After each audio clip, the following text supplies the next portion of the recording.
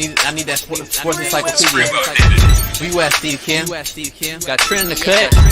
Coach Shabby. Yeah. Where you at, man? In the gym shooting, I'm Durant. You ain't shooting John Moran. Darnell is the Ball State legend. I'm the Warren Central High School legend. Proven with a reliable source, straight from the mouth of the horse. Smitty and JB and Smitty from West Coast to Yost. I love talking ball. It's nice to connect with guys that are like-minded and just are real and genuine. Better stay in your lane. How did you? You are fucking insane. Dude, what? You just will not give this guy his flowers. What is wrong with you? Oh, you must have thought I was a bitch. I am him. Use not it. What's the topic? With your logic when I flow. Big Komodo, how it's talking. Got to get back to letting the baby cry a little bit to see if they can soothe themselves. That's a bar. Issues get pressed so past it don't get sacked like bags and baggage. Smitty and Jason Brown killed it, yeah, it's a rap. We what the game's been missing. We switched it and filled the gap. I identified him after his third fight, and I said that guy can be a star. I'm so proud of the show, bro. With the gas, Smitty and Jason Brown. To the Coach JB show.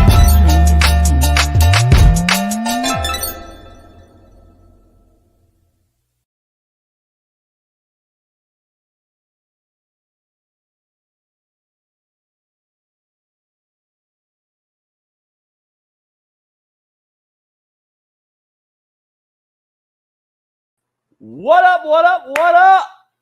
We're in the building. It is Tuesday. Talk that talk Tuesday. So talk and we will talk back. We got a loaded lineup. Steve Kim joins us. Tank Johnson joins us. And to talk all things real. We're going to talk about everything. So pound that like, subscribe, become a member if you aren't one. And make sure you become a member of our winnable.com/picks. Plus, make sure you head on over to Prize Picks and betonline.ag. Let's get into it. Nepotism is always a discussion when it comes to the elites. Elites meaning people that have power due to their chosen craft, i.e. movie star, entertainer, rapper, singer, politician, government official, stock market investor, etc. You get the drift. Austin Rivers has been a topic of discussion as of late, as he has started the 30 NBA player can jump right into over the NFL and play issue. He is the perfect example of having a sustained career due to his father being a head coach in the NBA. He is a career 9-point scorer, 67% free throw shooter who did nothing of significance in the NBA. So for him to talk about another sports elite bothers me. The latest topic of nepotism is Bronny James. We all know he was medically cleared apparently yesterday to be drafted by the NBA. And we also know if he wasn't LeBron James' son, he would not even be in this discussion on draft day. He was the worst player on a bad USC team and entered the portal just to say he is entering the draft. Nepotism is quite the outlier when it comes to selection, longevity, and sustainability. Let's dive into it. The Lions make Jared Goff the highest paid Lion ever and one of the highest paid quarterbacks ever. It's a $212 million deal. The Lakers are starting to court coaches and start talking to court coaching candidates. LeBron James at the Cavs game last night versus the Celtics. And is that interesting or not?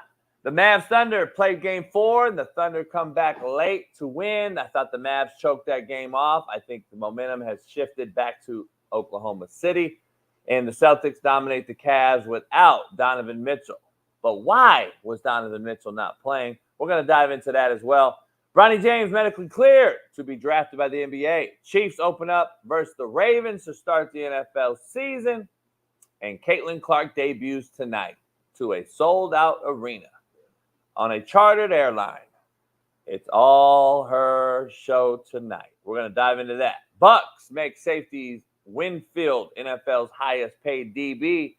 And Utah State's Osabor, all Mountain West Hooper, joins the Washington Huskies on a $2 million NIL deal.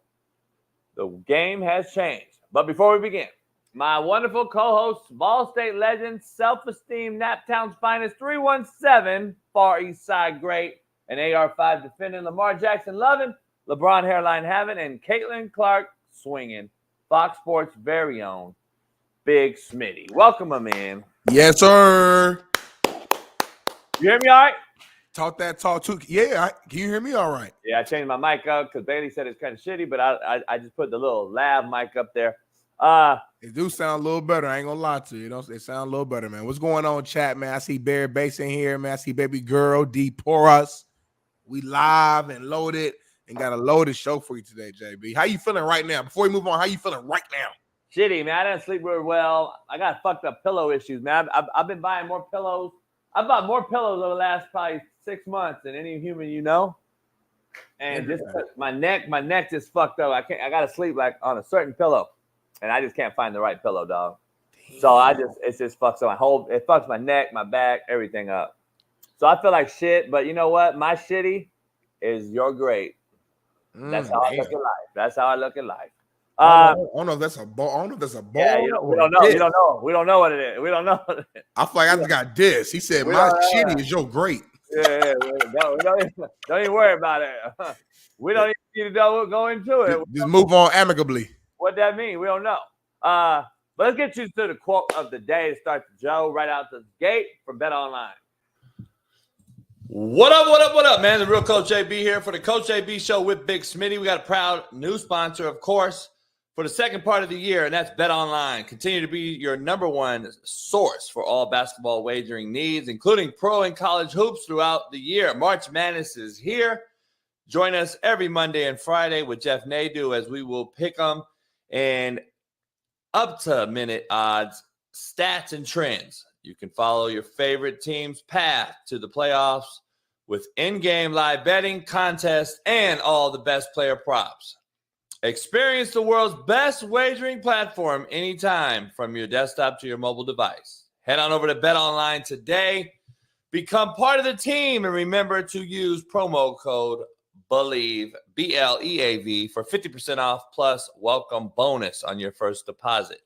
Bet Online, where the game starts. Peace. Leah, I got one of those too. I got about 20 cervical pillows. I got every type of pillow. Shit, I got a pillow strapped from my motherfucking nut sack all the way to my goddamn ears. I've tried everything. None of that shit works. They're all overpriced bullshit. I'm gonna go back. I'm gonna go fuck with the pillow guy, the shady guy, that one that stole all the money. That motherfucker might be the best one. It's always a criminal that is the best guy. Got the best shit. You talking about you talking about Mattress Mac? Nah. The one guy, the guy that the what's it called? Perfect Pillow or whatever. Oh, I think I heard of that before. Yeah. The Trump guy, he came out and they caught him lying and he had to go to court. The motherfucker was a liar. Try my pillow. I don't know. My pillow or Mike Lindell. Yeah, Mike Lindell. Motherfuckers in the chat know everything. You bring up quick. Yeah, motherfucker know everything. Let's get you to the quote of the day. Brought to you by Bet Online. This is my own quote, by the way. Freestyled it today because I'm like, let me just always twist quotes, but I'm like, you know what? This is one that I just woke up spilling. Life is too short to deal with bad food, cheap drinks, and fake fucking people. That's the quote of the day. All right. I respect that. That. That's true. You could die tomorrow, JB.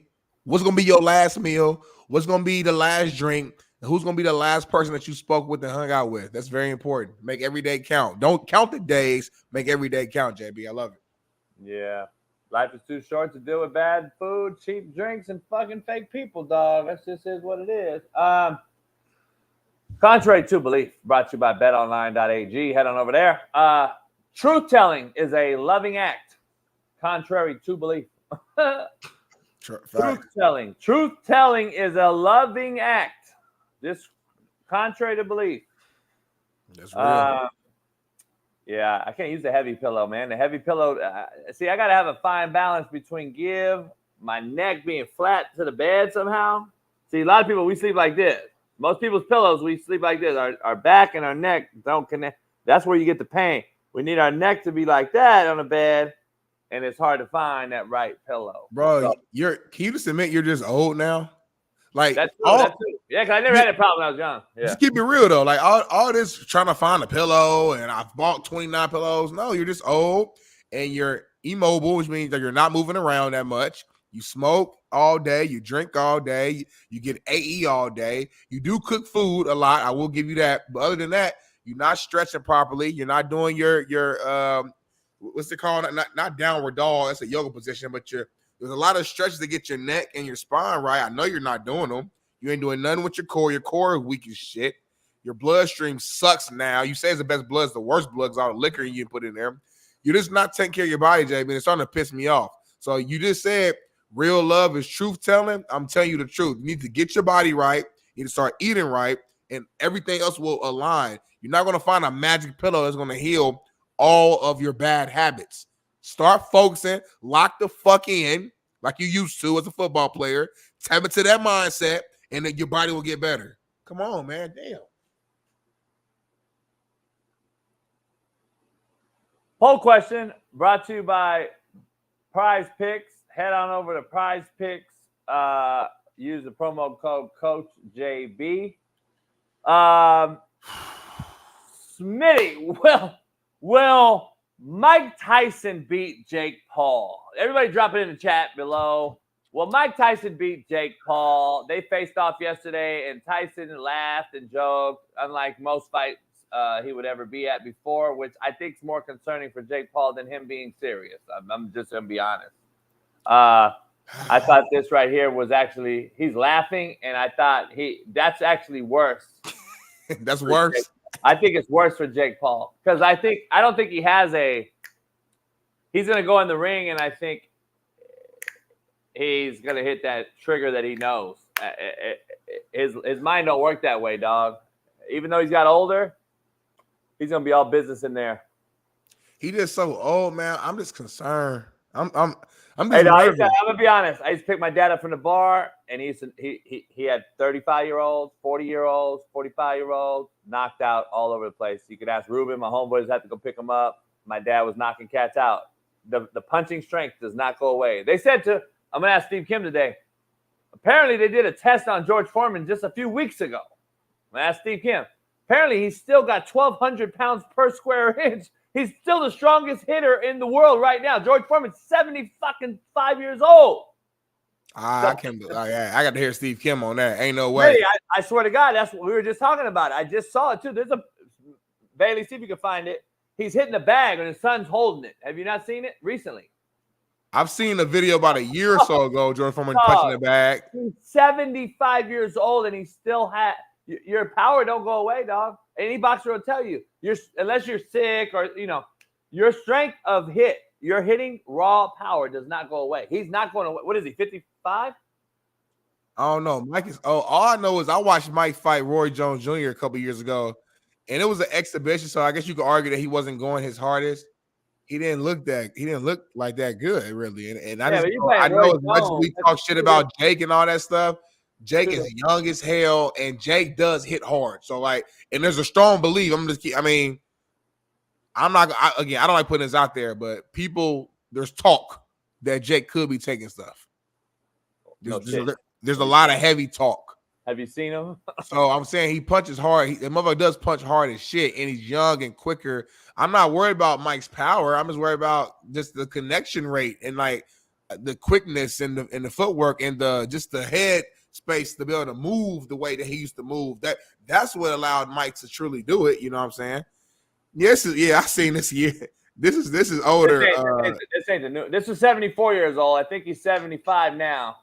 But I seen this like a year or two ago. Yeah, this ain't the one I'm talking about. There's another one where he's hitting the pressure thing, and it shows. And I'm gonna keep it funky too. In that video, I do a lot of editing, and so I know how this shit go. If you notice, that video starts off, it shows George Foreman. Then it leaves the screen for a little while and it comes back. I don't think that's George Foreman once he started punching it because they never showed his face again. They showed his sweats. They showed his hoodie. They didn't show his face. I'm telling you how I do this shit. They went from, hey, it's George Foreman, to they went off screen. They came back, and there was a guy dressed up in the same thing punching the bag. Look it up yourself. Trust me. I remember when this video dropped, everybody was talking about it. Not fighting, no. I'm not worried about him. I'm just saying, as far as throwing a punch, I think power, as far as a grown man hitting a body, is going. I still think the power is going to be there. I mean, that's your question. I mean, I know it's not the answer you probably want. I think Mike should win if he's any part of old school Mike Tyson, even a piece of it. But I mean, at some point, age does matter, bro. I'm just sorry. Like, it is what it is. Like, that's what I'm saying. That's what I'm saying. Like, even older Mike, when Mike was still fighting, but like the older version of himself after the drugs and all the shit, he wasn't the same as like 89. So, and that was 20 some years ago. So I don't know. I just pray that like Mike don't get hurt though. That's what I'm more worried about. Mike ain't getting hurt. That's the least of my worries. Why are you saying? I think you're saying that because like in your head it's just Jake Paul. Okay, but forget all that. Like the motherfucker does train in boxing now. It's been years. So we call him a YouTuber. He does this and he does have power, bro. Like he does like hit hard. He's a decent fighter. For a guy, like, I think you could stop calling him a YouTuber. I think he's a decent enough fighter. But his one real fight he lost to his one real fighter. Let's keep it funky. Yeah, by decision, but it was nobody. It don't matter. He ain't never fought no other real boxer. This will be his first other one. And he's old, and I know. Mike is like 60, bro. Like, you know what I'm saying? I get it. I mean, I think the nostalgia of Mike is in your head right now. You're making excuses for a 57-year-old when this young cat took it on, dog. He's the one fighting him. Of course, for paper, duh. That's money. It's a money grab. It's a money grab. See, that's what you youngsters don't get. My point is that. Don't be careful about money grabs, dog, because you're gonna get that motherfucker. He's gonna fill the money too. I'm just telling you, if you don't think this cat's gonna come out filling something on Sunday, shit. I'm rooting heavily for Mike. Trust me, I want Mike to knock Jake. I can care less. But I'm rooting for Mike. I'm just nervous. All I'm saying. Based upon how he looks against Roy Jones, he can lose. His age. I can see him losing and all that. I'm not nervous for him. Like getting. This ain't fucking Rocky Apollo, homie. That ain't Drago, dog. 57 years old. I don't know, bro. I hear what you're saying. I don't like to see old people get fucking hit. That's just not good for you. I mean, like, it's just not good. It is what it is. Like, you being almost 60, getting hit by what, a 30-year-old with full strength, full power, and you can't tell me 60-year-old Mike can fucking go out there and move at the same speed and dodge all the big time punches and all that stuff. Like, I'm more worried about the defense. Fuck the offense and his power. Can he dodge and miss the hits that Jake Paul's going to be throwing? That's what I'm concerned about. And we'll see. Maybe Mike can tap back into that space physically. I know the mental's there, but physically, and just put on the old school performance. If he does, it'll be an amazing show. I don't know, bro. I don't know. And then I wonder, like, too, I hate to say this, but Jake Paul is not going to put himself in a position to get killed in that ring. This is too much money for him. And if he goes there and just gets knocked out, then it kind of like loses all the steam. You know what I'm saying? You know what I'm saying? Like, the fight has to be damn near close or decently good, or Jake has to knock him out in order for Jake to continue this money train going for this new business that he's created. He gets knocked out in the first round. It's like, all right, bro. He just got knocked out by a 60-year-old Mike. We're not watching this dude no more. We're not buying his tickets no more. So he's set for life, dog. That prime drink. I heard they've made almost 50 mil on that prime drink. Both brothers. That prime drink come out now, and apparently they're taking big lawsuits and they're trying to pull it off the shelf. So I don't know if they're gonna hit rock bottom from that or what. I don't know, but. Yeah, I know his brother Logan owns that. I'm sure Jake probably has some sort of percentage, maybe, but I know that drink is owned by his brother Logan and another guy. So I'm not sure how much Jake has of that. But regardless, they both got money that's good for life. But as you know, rich people want to get richer. Like, it's not like they're trying to just stop. They want to keep getting money. He's doing this for money. There's no other reason for him to fight Mike Tyson other than money. So he still wants to make more money regardless. So Eric, I got to be honest, dog. I've seen the actual real books from somebody on Prime, dog. They brought in $50 million in 1 month. Don't act like they're not worth shit. Stop. That is worth shit. It's fucking MMA. Dana White took it on as their main sponsor, homie. Stop talking when you don't know what the fuck you're talking about. It is worth a lot of money. Shut up. And I've had a couple of them before I knew about all this stuff. You know, they're taking off the shelf a little bit, but I had a couple of them. They're fire too. I ain't gonna lie, it tastes good. That's probably why they fucking fucked up.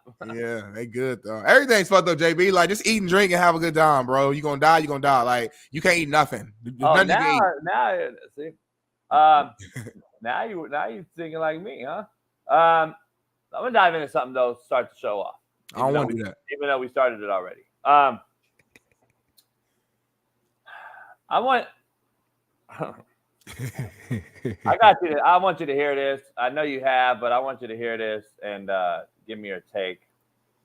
I am the problem. I went on a date with this guy and he was like, it's getting late. Do you want to come back to my place?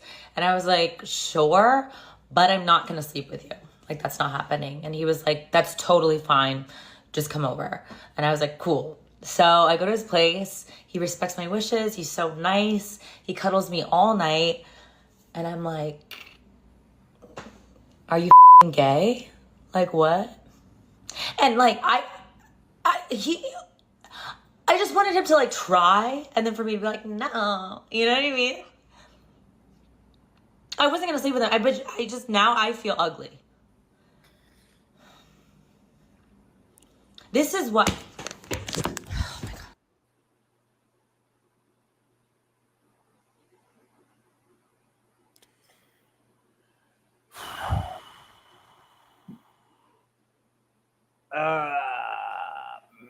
Go ahead, Smitty. Make it make sense. I don't.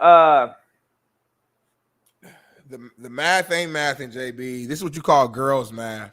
And listen, I know every woman isn't like this. I know nothing is all is nothing. I know all the little phrases, but a lot of women think like this, bro. A lot of women don't make sense. Let's just call it what it is. When it comes to like dating, when it comes to like what y'all want, and it puts men in positions where that dude probably woke up the next day. She had a little attitude. He probably was asking like, "What's wrong? What's going on?" She's nothing. What do you mean nothing? I see your facial expression right now. You're clearly upset. What is wrong? Nothing. Just you can leave. And he probably drove home confused as hell on what the issue was and on what he did. And there's a lot of men in different scenarios similar to this that are confused because women have this very interesting, to say the least, mindset when it comes to what they want from a man in all situations, and it just doesn't add up. This woman said we're not sleeping together. He said cool. He accepted it, treated her like a woman, like a queen, cuddled her all night. Then she gets mad that he didn't try to sleep with her because she rather him try to do it just so she could say no, because it makes her feel better. To me, that sounds like insecurity. You're telling me that you need a man to try to sleep with you just to make you feel like you're pretty or you're cute. That's crazy. And then at the same time, why would he try to do it? If you told him no, then it's no. Because then if he tries to do it on the flip side, now you're coming out there saying, you know, oh, he's thirsty, or even worse. I don't even want to say the next word, but he's thirsty, he's this or that, he's begging for it. I told him no before, he still wanted to do it. This guy's a creep. What? So then he tries to be a gentleman and listen to your wishes and treat you well, and then you still complain it. So basically what I'm saying is, it's never enough. Like, no matter what you do, no matter if you do the right thing, you do the wrong thing, or something in between, it's never enough. So that's where I'm at, Jimmy. Respect my wishes. You're gay. That's what she said. Don't respect my wishes. You're a weirdo creep.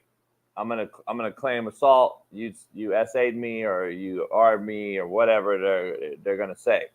Because I've dealt with this before with my players. Same situation. They want you to try it, but they told you not to try anything, and then after they want you to try it. They're sitting there, they're rubbing on you, they're laying on you, they're doing shit. It's crazy. Then they don't want you to take them to Cheesecake Factory. It's a wild 2000. This generation is getting wilder and wilder, dog. I gotta be honest. And then you don't know if it's a real video or fake video, because all the videos now, what are they? You know, is it for the gram? Is it for clicks? You know, but the bottom line is we're discussing the scenario. It don't matter. We don't know if it's real or not. This type of stuff happens though. But it happens because Yeah. I've seen it. I know. That's what I'm saying. This shit real happens. And I know she don't represent all women, and she doesn't represent the fine ladies in this chat. Which is what I led with, so we ain't even got to say that. I led with that with my take. Yeah. I know that. But she represents just a lot of people though. The voice, dog. The voice irritates me. It's WPS. White people shit all day long. The voice is what I don't fuck with. I can't I want to try, you know. I just can't do the voice, dog. I just can't do it. The voice is fucked up. You sound like NPC. I bet. Like, what bitch? So that's why the word bitch gets called to women because of her. That's the problem. Because I like calling dudes bitches. I don't like calling women bitches. I don't never do that. Unless I have to. And this is one of those cases. This is why guys call y'all out your names because of her. See? And we got guys, ladies, that fucking make us look like bitches. And we got dudes that do shit that you call scrubs, and I get it, and I know. But damn. Bitch. All right. I got something to show you, Smitty. This is why the world and the economy is becoming fucked up.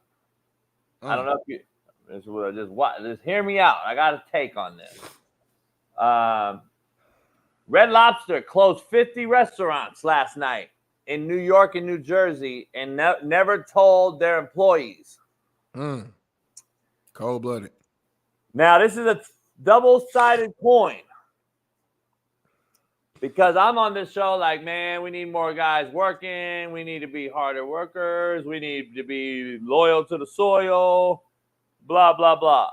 And then those corporations do this. They turn around and fuck you over because you don't care. They don't care. You don't matter. And I've been telling everybody for a long, long time, nobody cares.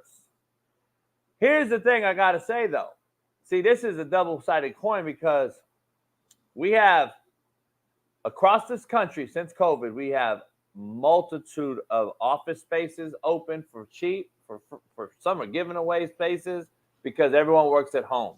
Everybody's at home and everybody's trying to be an IG model, a YouTuber, or do everything from home. Even their main jobs are still a lot of people still work from home, even though they can go in their office since COVID. So there's a lot of things that are just not financially going to get back on top. And then you shut down 50 restaurants. So the employees that do get out the house and contribute to economy as far as buying gas, food, goods, now you're going to lose another, 50 times however many employees you think run a Red Lobster, 50 at least each one, I would say. 250. So what do you got? 2,500 cats? What is that? A lot of people. Put it like that. I don't care about the exact numbers. A lot of people. Look how many people. We're just guesstimating. We don't know how many people. I don't know if they have 100 people in the store or, with the janitorial, cleanup, maintenance, management, servers, bar. I'd say 50 at least. I don't know. Yeah. But dog, you crippling the economy, and it seems to be like on purpose. It ain't just Red Lobster too. I just saw something this morning. I sent it to my boy. It's funny. Before I hopped in here, Chili's is shutting down a lot of their locations as well, which is crazy because Chili's for me in college was a staple at Ball State and just back in home in Indiana. So they're doing it too. And then even some larger corporations I'm not even gonna name is apparently not doing as great either. I know there's companies out here removing overtime from employees and expecting more work. And so I don't know. The economy all around seems to be like just in a horrible spot right now. For what I'm seeing. I guarantee it is. And I'm going to tell you right now, I got a $7,000 Edison bill over time. Since COVID, though. Listen to why. I'm telling you, and they've allowed it to continue to go because my solar power stopped reporting for like a whole year. What? So I'm in a whole fight right now. I got lawyers involved and everything. I'm in a fight because my shit shut down. No one told me it was shut down. So basically my solar went straight to my Edison. Oh. So my Edison went jacuzzi, AC in the summer. All the TVs and lights. So everything went up, right? $7,000. But let me tell you the little deep secret that I've learned through dealing with my lawyers. By design, dog. Shit by design, homie. They want you to stay at home and work from home for a reason, because they want you to spend your money on your electricity and power and your resources and your utilities instead of theirs. There's a reason why we have so many empty office spaces and buildings. They don't want you to work from their place no more. They want you to spend your own money that you're earning from their own job without having to pay you for those resources. It makes sense. Everybody's bills are higher, dog. Everybody. Go ask everybody. Literally everybody. Back home in Indiana, people I've talked to. I talked to my mom. She said her rent just went up out of nowhere. Everybody's stuff is going up everywhere. It's like, it's crazy. I'm like, damn. So it's not just Cali. It ain't just LA. It's everywhere. I'm trying to tell you, man. I know you see it, man. I ain't gonna say it publicly, but you see the chat. You know what our guy said in the chat. Like, it's literally it's everywhere, bro. What did he say? Well, I don't know, Bailey. I don't know if you want us to share that. You know, I know you put that. Oh, I'll look. I'll look. Yeah. Okay. I tell you top over here. Yeah, so it's everywhere. So I was like, man. Oh yeah.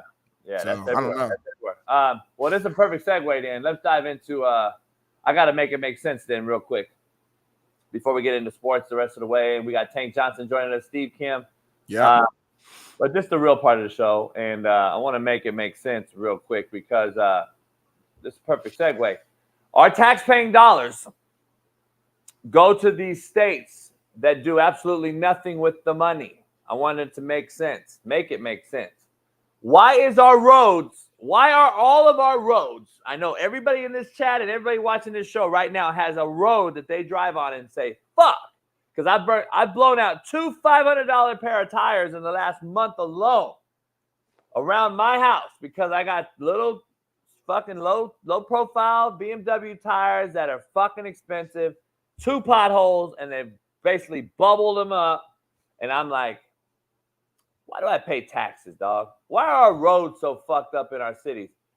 They say we pay for roads with our tax money, Smitty. They say we pay for sidewalks, parking lots, city parks, state parks, lakes, rivers, etc. But when I go by the lakes and rivers in this state, at least, you see nothing but trash, homeless, all kind of crazy shit that I've never seen in California in my 48 years. You catch my drift. But here in California, the homelessness has gotten so bad that I don't recognize downtown LA no more, Smitty. Downtown LA, Smitty, has always been it's never been the most attractive area, all growing up. Then they created a place called LA Live, which is fairly new to most people that's from LA.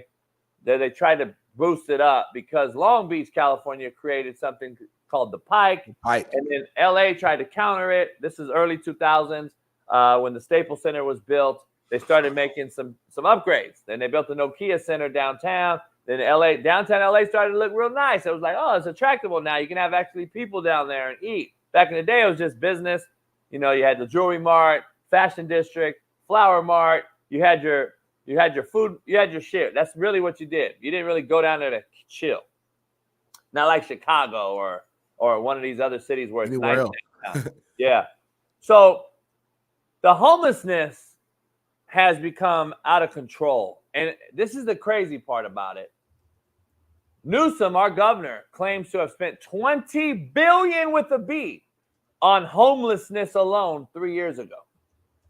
But only now that the data has come out and your eyes tell you the truth, let's keep it real, that the homelessness in LA has risen twofold since the $20 billion has been spent. Make that make sense. It's the worst I've ever seen. But listen, San Diego and San Francisco are the other 2 largest homeless populations in the country. So we have LA, number 1 homeless city in America, Frisco, number 2, And San Diego, number 3 in all of America. We have the 3 most homeless states or cities in America, all right here in one state. Plus, you add gas prices, Smitty. Add the fucking gas prices that are back up to $7 some places. The highest in the country, gas here. Taxes are the highest in the country, us in New York. And then you add the crime rate that has gone up, plus the food prices. And no, let's mention the amusement parks at Disneyland that's cost maybe, I think, $1,500 if you want to buy the pass. It's over $150 per person if you want to go on a random day with your family per person. Then you want to add to the pro sporting event. Good luck paying for a Laker ticket, a Dodger ticket. Good luck parking. Good luck getting a Dodger dog and beer. Good luck getting hard liquor. Good luck enjoying yourself. Bottom line. But the prices through the roof is a joke. We are being fully laughed at as citizens, and I want to make it make sense. I got a video for you that I want you to see. Take a listen to this. Now imagine losing $20 billion. When you lose a hundo, no one notices. When you lose 20 bill, they do. That's what's happening in California this week, where under Devin Newsom's watch, the state spent $20 billion over the last 5 years to combat homelessness. And the number of homeless people increased. So when auditors asked to see where the money was spent, no one had any idea. It turns out the state's homeless council just threw money at homeless nonprofits, but didn't track how much or how the nonprofits spent it. So lawmakers demanded a hearing, and it was a hot mess. Watch. What's the money been spent on? LACH is working on finalizing its annual report and hope to have that published in short order. Why is it taking 3 years to get data? The system was implemented in 2021. So HJS began in 2021. It wasn't fully implemented until 2022. Okay, that's still 2 years ago. So why is it taking so long? I mean, you're the one that said you're urgent. I don't know, maybe my sense of urgency is different from your sense of urgency. You can't tell us at all how many people we've helped. No, they can't. It's like a car accident. You don't want to look, but you can't stop. But how did it come to this? You're talking about what happened in those 2 years. A lot of that is grantees using a data system they'd never used before, getting used to it, getting substantial technical assistance, us getting back bad data, needing to go have further conversations, and then needing to go work on cleaning up that data and getting into a place where it was more sensible. So they lost $20 billion because of technical difficulties? All right, well, let's just put that aside for a second. When will they finally show us where the money went?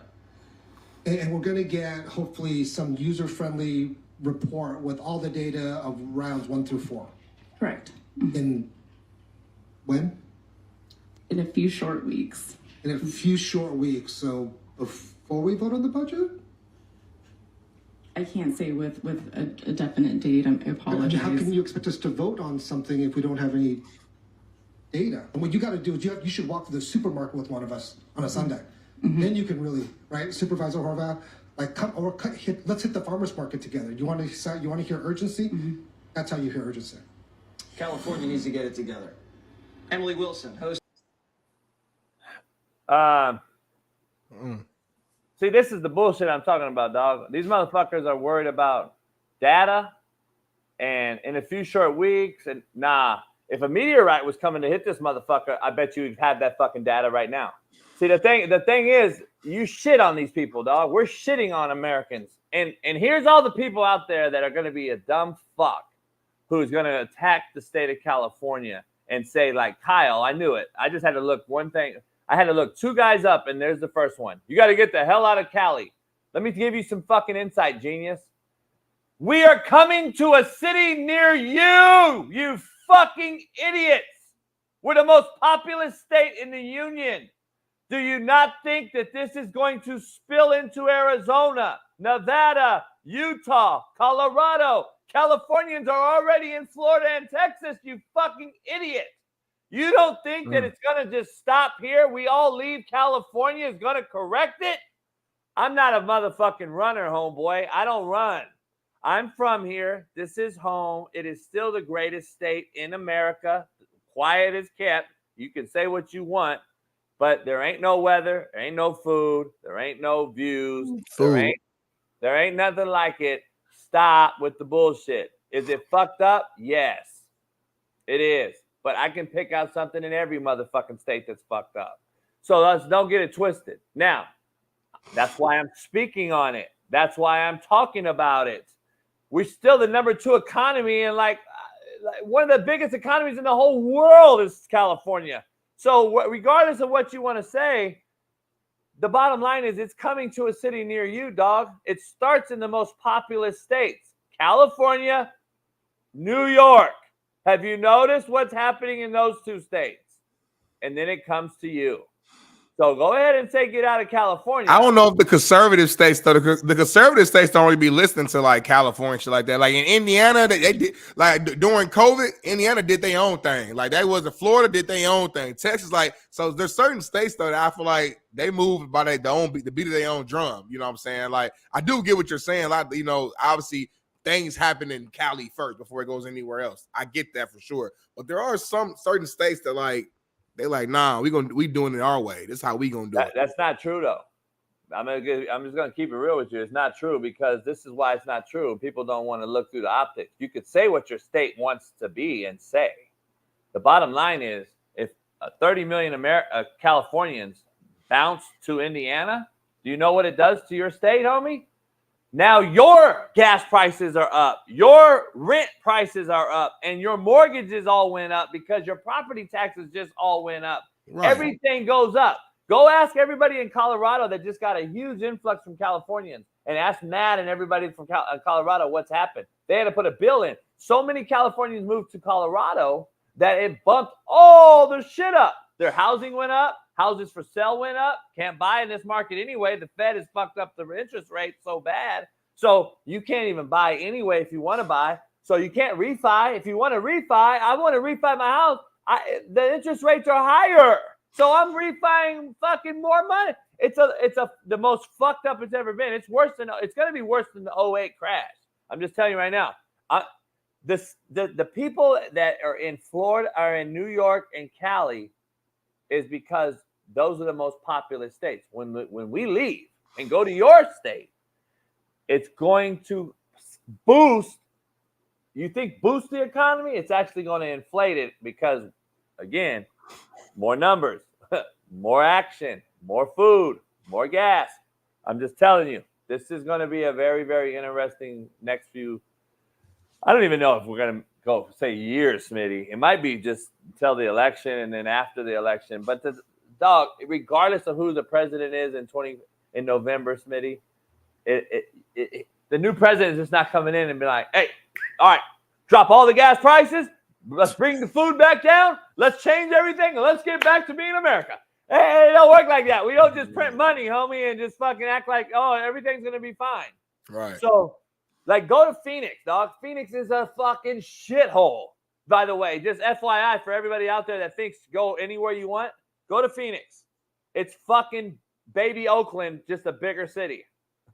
Trust me. Go check it out. Go look at all these different places. It's becoming California. I'm telling you, it's coming to a place near you. But you can go ahead and run if you want to, dog. I'm going to try to sit here and help out when I do what I can, even though I can't do much. But I'm going to try. I'm not going to run. Let's dive into sports, Smitty, because we are the realest show on planet Earth, and we talk about all things real. So pound the fucking like button, subscribe, become a member. The NFL schedules are releasing. The Ravens-Chiefs will be quite the first game. Can't wait to see that, boy. Two of the best quarterbacks in the game today. The best quarterback and the top 5 quarterback in Lamar Jackson. The rematch of the AFC Championship. I can't wait to see that. I might have to pull up to that game. Depending on my schedule and my financial situation, I might have to pull up to KC because that stadium is on my list of like must go-tos before I die. I want to go to Arrowhead Stadium and just be a part of it. I know you've been there before, Jay. I want to be there and just experience the loudness, and then obviously watching my guy Lamar play. That'll be huge. Big time game. Yeah, Damon, that's the whole conversation. We just talked about the homeless, dog. $20 billion was about homeless. And I just said the homeless is the worst it's ever been in my 48 years. So I know how bad Oakland is. Just imagine Oakland. Remember, Oakland's this small compared to LA, homie. I just want to clear up what size you guys are, okay? That's the size of you compared to LA. So go ahead and do the math. LA's the worst in America. Frisco's 2. You're attached to Frisco, I get it. And then San Diego's 3. In all of America, we have the 3 worst homelessness cities in America.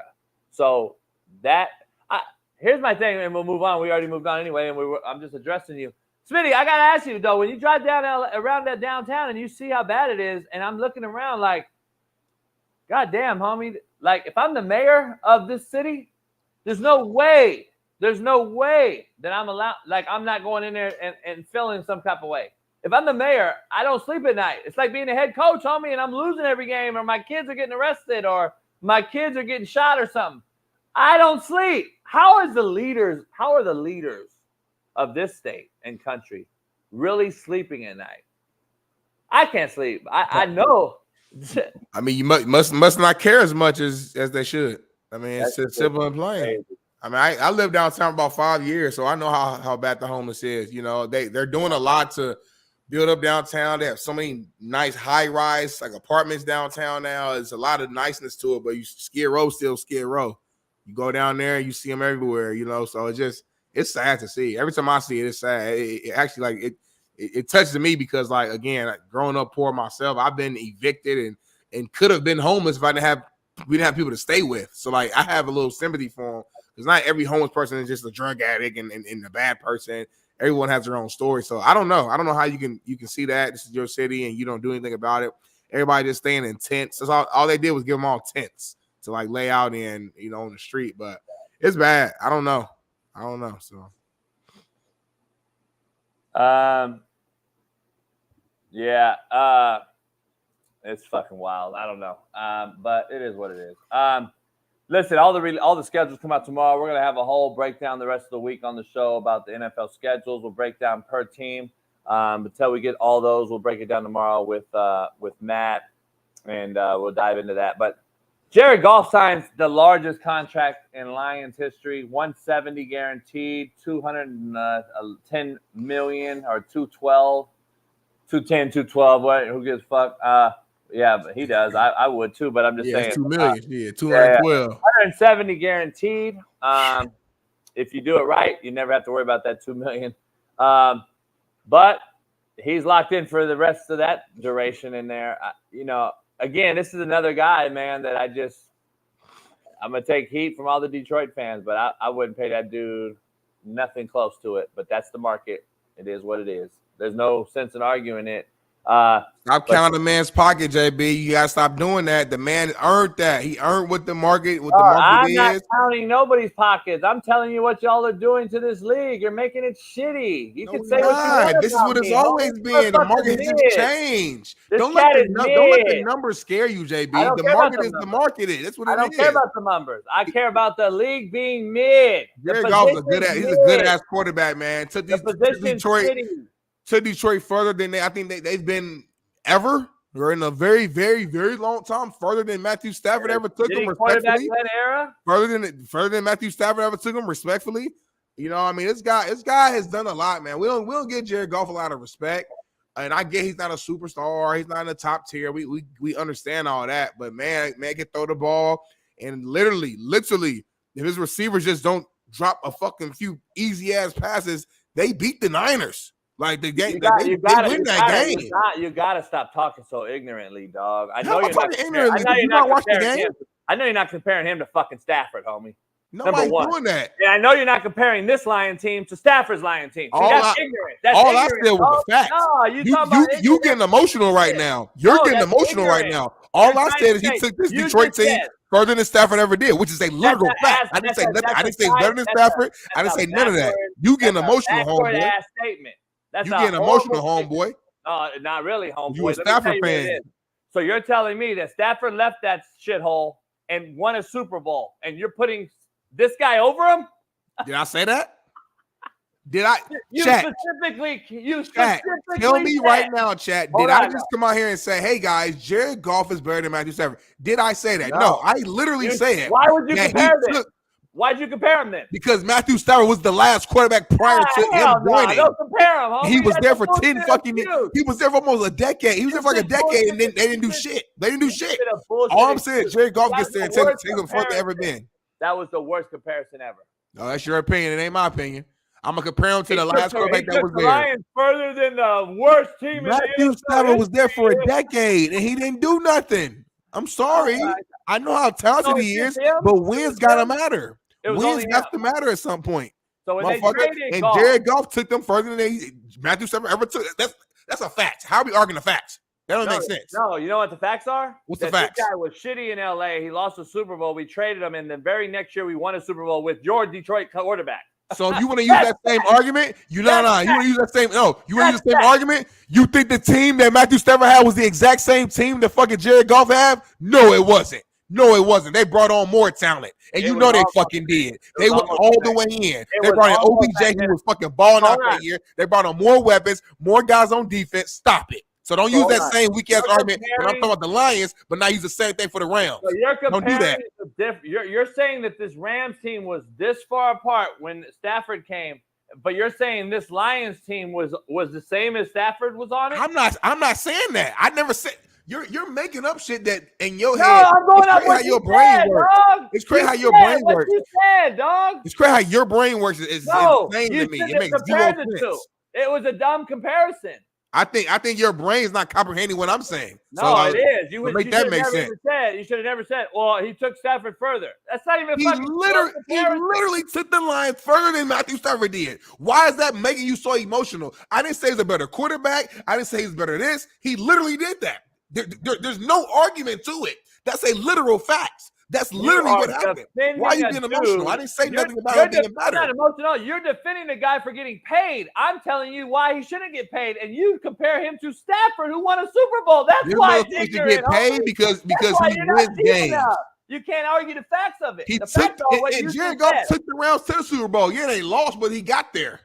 And then he went to the NFC Championship. So let's not act like Jared Goff is some shitty ass quarterback that don't win games. The motherfucker wins games.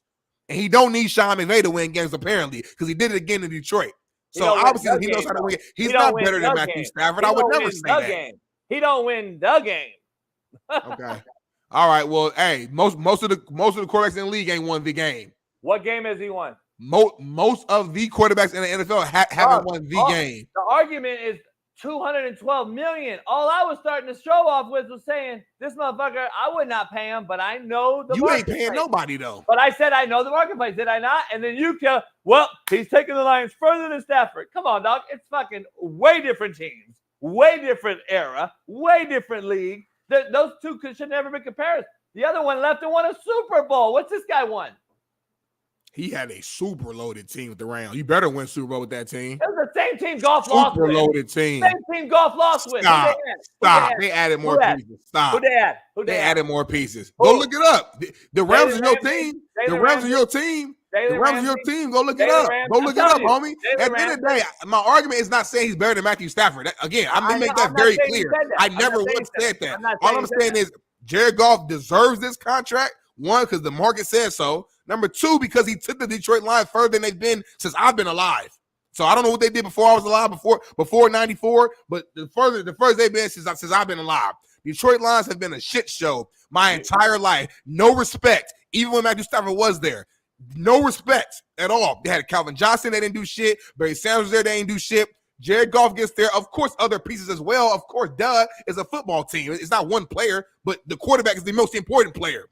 And he takes to an NFC championship. And if literally these receivers don't drop Reynolds and these cats, they're dropping like easy, wide open, right in their fucking chest. I watched the game. I assume you watched it. It was simple fucking drops that lost that game. Otherwise, they beat the Niners and they're in the Super Bowl again. So all I'm saying is we gotta put respect on Jared Goff's name. He ain't the top tier. He's not better than Aaron Rodgers. He's not better than Matthew Stafford. He's not better. I'm not saying none of that. But he's a really good ass NFL quarterback.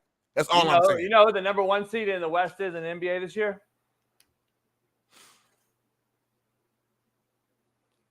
Who's the one seed in the NBA? Okay. In the West? Okay, see. The Thunder. I ain't never seen that either. Who gives a fuck, homie? It's a new era. That's a horrible. That was horrible. No, OKC's the number 1 seed. Yay! OKC was in the NBA Finals. What the fuck are you talking about? We've seen that within the last decade. They're in the NBA Finals, and we see them in the playoffs all the time. That was horrible. You talk about a dumb comparison? That was a dumbass comparison. I had to add they're the 1 seed. So dumbass what? First time we've seen something. Now, come on, bro. What are you talking about? So what if they're the 1? So what if we haven't seen the Lions in your era? Motherfucker, I saw Barry Sanders in the playoffs in Detroit. You're younger than me. It is what it is. I haven't seen OKC the 1 seed. Who cares? It don't matter nothing. Who gives a fuck about what you've seen now? The bottom line is you're talking about a team that was horrible versus a team now that's actually competent. I don't get it. A large part of why they're competent is their quarterback too. Bailey, Bailey, take 5. Let's take the break. 5. I'm cooking this cat all day. Let's take 5.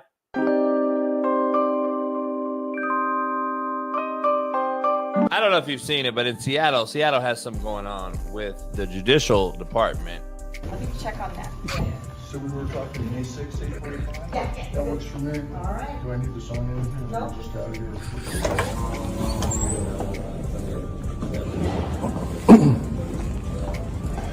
My comment about my client? Yeah. I just met her. She's really nice. She's really smart. She sounds like she's got the right idea about things. I really support what she's up to, and I think it's fabulous. How about that? God, she's accused of, what is it, criminal trespass? In the first degree, yes. Is she innocent or guilty? She's innocent, of course. She's innocent, okay. Well, she's caught on video being arrested and protesting and allegedly protesting. So I'm trying to get all sides. So my client has pled not guilty. My name is Stephanie Mueller. I'm in the directory for the Washington State Bar Association.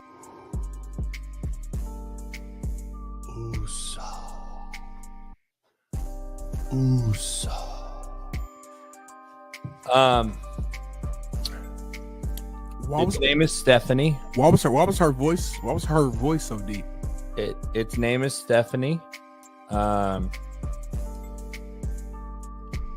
This is why women cannot coach men in the NBA, Smitty. This is what you have to understand is what's coming down the pipe, Smitty. This is why the women cannot be the head coach. Let me retract my statement. Women can coach in the NBA, and I think they should. They're very capable. I don't believe a woman should be a head coach of men in any sport because of situations like this. The delusion is flooding our brains. The delusion is flooding our brains. Did you drink? Are you okay? Because you had a lot of drink there. The delusion is flooding our brains. Did you see that motherfucker's nipples? Motherfuckers was hard as shit. Bro got triple Z's. But look how the nipple just poking out like it's like a laser beam. It can shoot out of him. There's no way I could call that thing Stephanie. If she put her hands on you, like, what would you do? I choke the shit out of it. I'm just saying, dog. Like, imagine Smitty, real shit. Like, I've been falsely accused of things, right? I'm sure we all have. But legality-wise, criminally, I've been accused falsely. Mm-hmm. And I had to say, fuck no, I ain't pleading to shit that I didn't do, which I did. And, of course, I won clearly, no issue. Here's the problem I have. Imagine come out of court and that motherfucker greets you as your public defender. And I'm like, what the fuck is this?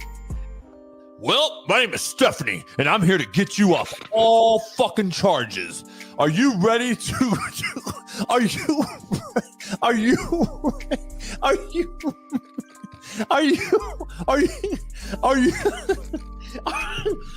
ready to fight this good fight?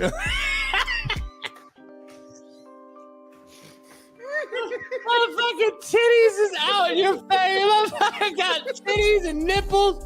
Hey, my name is Stephanie. I'm ready to fight the good fight. Are you? I'm also ready to fucking club the fucking offensive tackle and put that motherfucker in the QB's lap. Are you ready to... Why you sound like a superhero? Why'd your voice sound like a superhero? Did you hear that motherfucker? Homie, did you hear the fucking voice? I mean, it's unbelievable. Just reenact this with me. Like I'm walking out, okay? I just got fucking horrible news. Jason Brown, please stand. Yes, Your Honor. We are charging you with the felony accusations of ABCD. How do you plead? Not guilty, Your Honor. Please be your arraignment will be set for February 21st. Please go outside, meet with your public defender as what is it? She is awaiting you. Okay, thank you, Your Honor. Okay, I'm gonna walk out. Bailey, cue it up. Bailey, show what I'm walking out to. I'm walking out to court. I'm walking out to meet my fucking public defender. And what is your name, sir? She sounds like she's got the right idea about things. I really support. Excuse me? What? What? What? Judge, convict me now! Please take me to jail!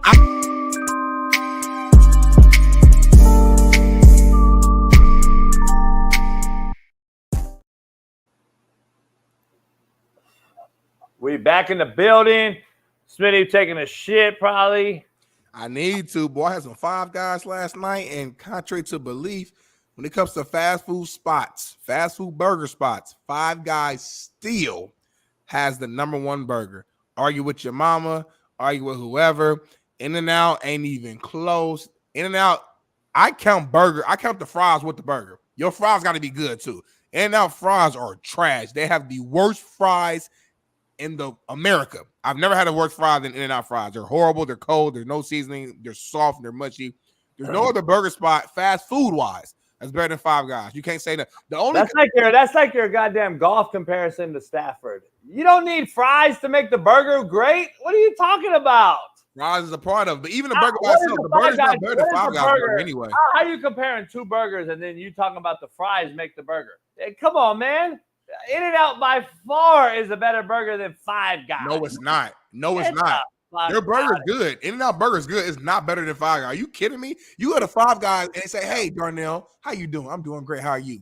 "I'm doing wonderful." "Tell us, what do you want?" "You know what? I'll get the bacon cheeseburger." "Okay." "Tell us all the toppings that you want." Go get your fries somewhere else. I can get whatever toppings that I want. Yes, whatever toppings you want. Okay, well, let me get tomato, jalapenos, banana peppers. Can I get extra bacon? Can I get pickles? Can I get A1 sauce, barbecue sauce? Can I get onion? Can I get red onion? Get whatever you want, however way you want your burger is how you get your burger. You can't beat that damn aluminum. Smitty just froze up, apparently. Smitty be on Wi-Fi, Boost Mobile. They give you the Cajun style fries. Smitty, you just froze up. Loaded. We lost you for like 5 minutes. 5 minutes? I don't know. We lost you though. I don't know what's wrong with your stuff. That's your stuff. I mean, your shit runs the whole connection booth. Nah, that's your shit. The main stuff comes from the JB's lounge. That's where no, the whole shit comes from. Not to be technical, it's coming from Bailey. If you want to be Bailey, and your shit just froze. So just telling you, I thought you had a stroke because you got cooked so bad. Well, all I'm saying is Five Guys that got the best burger spot. Bailey, everybody's overpriced out here, buddy. Everybody's overpriced. So the price, I don't even look at price no more because I know it's gonna be expensive. It don't even matter. I'm gonna be real. Everybody in this chat that says In-N-Out is shitty is a Midwest motherfucker who likes goddamn White Castle. No, stop. Let's keep it funky. Let's keep it real. White Castle ain't no real burger spot. That's when we go late at night when we drunk and we turn up. You ain't never had In-N-Out until you came out here and you was already taking all the haters. Whataburger's better. Get the fuck out of here, Whataburger. And all you motherfuckers in the Midwest thought Whataburger was the spot. So when you moved out here and you tried In-N-Out and you knew it was better, you're like, oh, I'm gonna stick with my guns and I'm gonna just say that In-N-Out's shitty. Y'all know In-N-Out's the best burger. I'm gonna be real with you. I'm gonna keep it funky with you, and it's not popular. To me, Fat Burger has a better burger than In-N-Out. If I keep it all the way 1,000 with you, I'm different. I like my burger to be more of like a hood, homemade style type of burger. That's why I like Five Guys. Because Five Guys is a fat ass, juicy ass burger, aluminum foil. Oh, you don't know how to order it. That's why. You don't know how to do it. Leave the bag. You don't know how to order it. This is a hood bag. I want this bag when I get my burger. You don't know how to order it. That's the problem. Yes, I do. But you gotta do all that to it, and now you gotta do all the little extra. I want an animal style fried. I want the fries fried hard, extra grilled onions. Why I do all that? This make my burger good off the back. Let me dissect the hypocrisy of your hood statement. You go to Five Guys for a hood burger. No, it's not. Stop it. I know you so well that I knew that was coming. Like, why you don't go to Louis Burgers? Tell me. I told you go to Louis Burgers and do the start. I told you go to my hood, and go to Louis Burgers in the hood, but you scared. You don't want to go to Louis Burgers. I've been to Compton so many times by myself. I'll take you. I go to Compton more times than you. I'll take you. I don't need you to take me. I don't need you to take me. You want to go to Louis? You want to get a real burger? I'll take you to Louis Burgers. I would go to Louis very comfortably. No weapons on me, nothing, with flops on, with some fucking Crocs on like I like to wear out here. Very comfortably. Hand in my pocket. Comfortable as hell. Like, what are you talking about?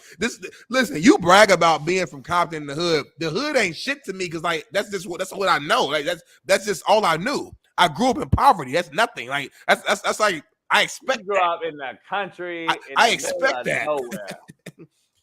The hood is only something to the people who not used to it.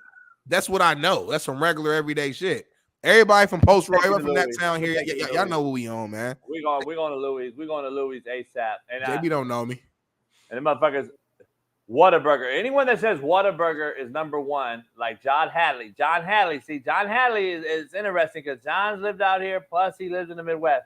Whataburger is horrible. Like it's the worst fast food burger, man. I don't get where you think Whataburger is really good. I just had Whataburger in Arizona about 3 months ago with Pat. That shit was the worst fucking burger I ever had in my life. Whataburger in Texas, I used to go to all the time. Horrible. Whataburger in Oklahoma, horrible. You guys think Whataburger is good? I don't get it. That shit crazy. Shout out to 3 Founds, Rashad. I see you. But yeah, like JB, listen, In-N-Out is a good burger. I swear it is. And I've had it's been some nights I'm like, this shit tastes real good today. But I think I came out here with very high expectations when it came to In-N-Out. That's all I heard about.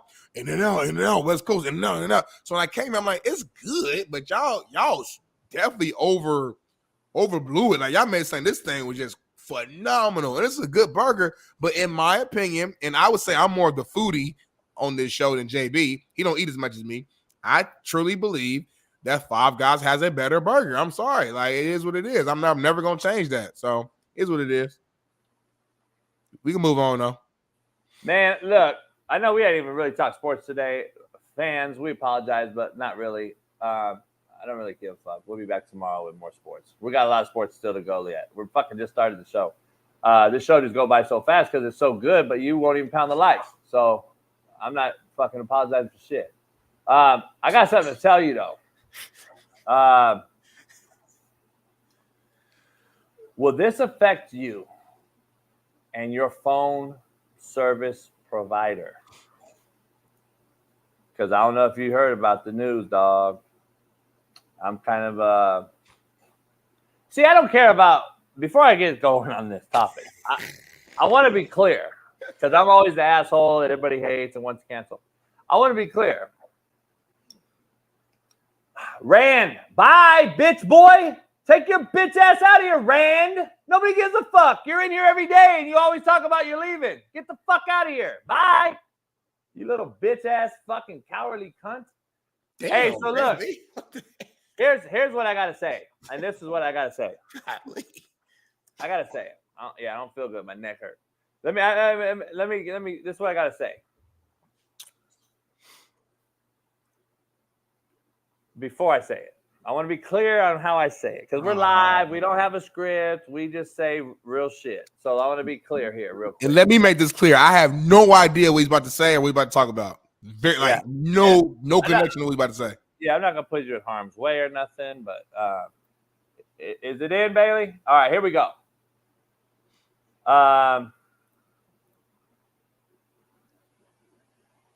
Go ahead, read it, Smitty.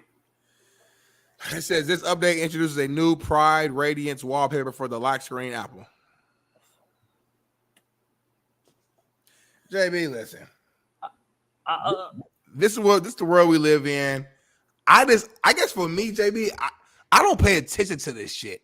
I guess that's the difference between me and you. Like, I don't even see this shit on my timeline. Like, I don't know how you be finding certain shit. I'm like, how does JB even seeing this shit? Like, my algorithm, it just come to me. My algorithm don't even show me this type of shit. Like, I'm like ignorant to it because I don't even see none of this. The T people, I can't say the word on here, but the people who change their sex, I don't see them. I don't even see it that much. That's what I'm trying to say. Like, maybe my algorithm is food, sports, some other stuff. And that's what it is. I get sent this shit, dog. I get sent this shit. Like, look, my point is this. Would that change you and your thought on leaving their provider? I used to be Android, and then I went over to Apple because of some business things. I went over to Apple.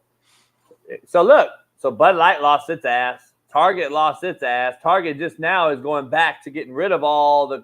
Here's the issue I have when you push it on us.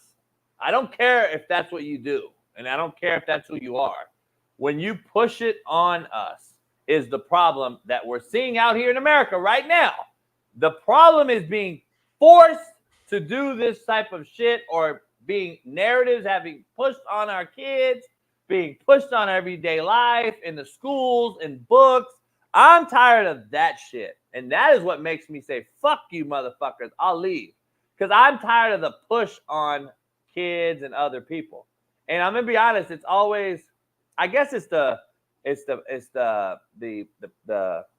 proactive forward thinking in me, I guess, that I'm like, dog, I can't just sit back and allow it because it'll never get changed and it's going to get worse. I think younger people hope for the best. Because you guys are optimistic folks. And I think you're like, it ain't no big deal. It's going to get better. And I'm like, I've seen it get worse from when I was your age till now. And I'm like, fuck, it don't get better. It gets worse. So we normalize it. We accept it. And I'm like, man, I'm tired of accepting that shit. Something's got to change. And I'm like, I think also too, and call me selfish. That's fine. I just think I worry about my own shit. Because at the end of the day, your own shit's going to be affected. At the end of the day, I can't change everything that I don't like. You know, there's certain things that I might be adamant about that I'm like, you know what? I'm gonna stand up because this is I really care about this. Certain shit like that. Personally, me, I don't care enough about it to be like, oh, I gotta say something about it. That's just me. I'm not saying I'm right, wrong. I don't think it's a right or wrong. I think just it ain't just you though. It ain't just you. What matters to you? It ain't you though. I'm trying to take care of my own situation, my own family, my own bubble. You know, and that's kind of what I am. And then hope once that's taken care of. Then hopefully I'm blessed to be able to affect the masses in whatever way that I see fit, whether that's helping the homeless, whether that's helping out, communities of color, whether that's whatever that thing is. But that's what I would focus on. I don't really care about who you having sex with. So like whether I agree or disagree, they ain't got nothing to do with me. I don't like the fact they're pushing it either. But I mean, what do you do? That's too late, dog. Like it's too late. You talk about two things that are true all the time. Like it'll be too late. You're saying you tell me that if I don't vote, I'm the problem. The one vote. Well, if everybody thought that way, JB, we'd be fucked, right? You said that to me. Yeah, I did. What's the difference? What's the difference, dog? If you don't do nothing and you think, don't worry about me, so do 500 million other motherfuckers think like you. Your generation is so young where you mind your business, which you do. And like, I bet when you was 30 and you was 29, you was doing the same shit. Yeah. No, but listen, though, I was in tune to what was cracking around me. I'm not saying you're not. You know what's going on around you. What I'm saying is if we all just think like, fuck it, it'll get better in 10 years. In 10 years, the shit you're talking about affecting is going to be so affected, you can't get it back. I'm just telling y'all. Watch. I hear you. I mean, but like, I mean, who's doing anything though? Like, okay. And the problem is this, and not to cut you off, the problem about having sex with people, I don't care either. I don't give a fuck when you have like when I see babies and shit getting affected and kids and little girls and little boys, that's not sex, homie. That's fucking other things. And we know, and I'm not going to say what that is, but we know this is what we're seeing. And that's the problem I have. And we're pushing that on our kids. We're pushing it in classrooms. We're pushing it on shit. That's where I'm not going to sit back and be like, oh, fuck it. It ain't happening to me. Nah, I can't do it. That's the problem I have. Like, that's just like coaching. Like, I'm watching coaches do kids wrong. And I tell my players, like, hey, dog, you're doing kids wrong. And then I'm the asshole because I told the grown up in the room that they do kids wrong. So now the coaches want to get me out of there, just like Harbaugh, just like I was in Kansas. They don't like when the coach has the kids back, dog. They don't like that shit. They want them motherfuckers to be in their own good old boy network circle. That's who the guys get paid are. That's what these coaches do for so long, Smitty. The coaches just chase the bag at the Power 5 level, the 4-year level. They chase the bag. They left Temple to take the Miami job, Manny Diaz. We saw James Franklin leave Vanderbilt, take the Penn State job. They don't give a fuck about the kid. And I understand they love the kids they're coaching at the time. I could never leave my original kids for some new kids. See, that's the difference between me and them. And so, like, and listen, we could preach till we're blue. You and I can't affect change. All we can do is talk about it and bring it to the light. And that's where I'm really at. But I'm not saying you can't affect change. I'm saying, like, if we really care about this shit, okay, go frontline, man. Go get a group of people together. I saw somebody in the chat say, Smitty, I'm your age. I do my part. Okay, cool. What do you do? I'll tell me in the comment what you do. I'm not gonna say you don't because I don't know who you are. Tell me, what do you do? What are you doing that's impacting and really changing this? The topic at hand is we used Apple's wallpaper. So I'm assuming you're talking about the LGBTQ plus or whatever the case may be. Tell us, how are you doing your part to change it? You're tweeting about it. You're posting a black square on Instagram. You're like, all I'm saying is, like, we talk about making real change and impact, and talking about something on a segment for 5 minutes to me ain't making a big impact. We don't have a big enough platform yet to where that would truly drive it. So if we truly care about something, cool. I'm with all that. Go, let's really do it.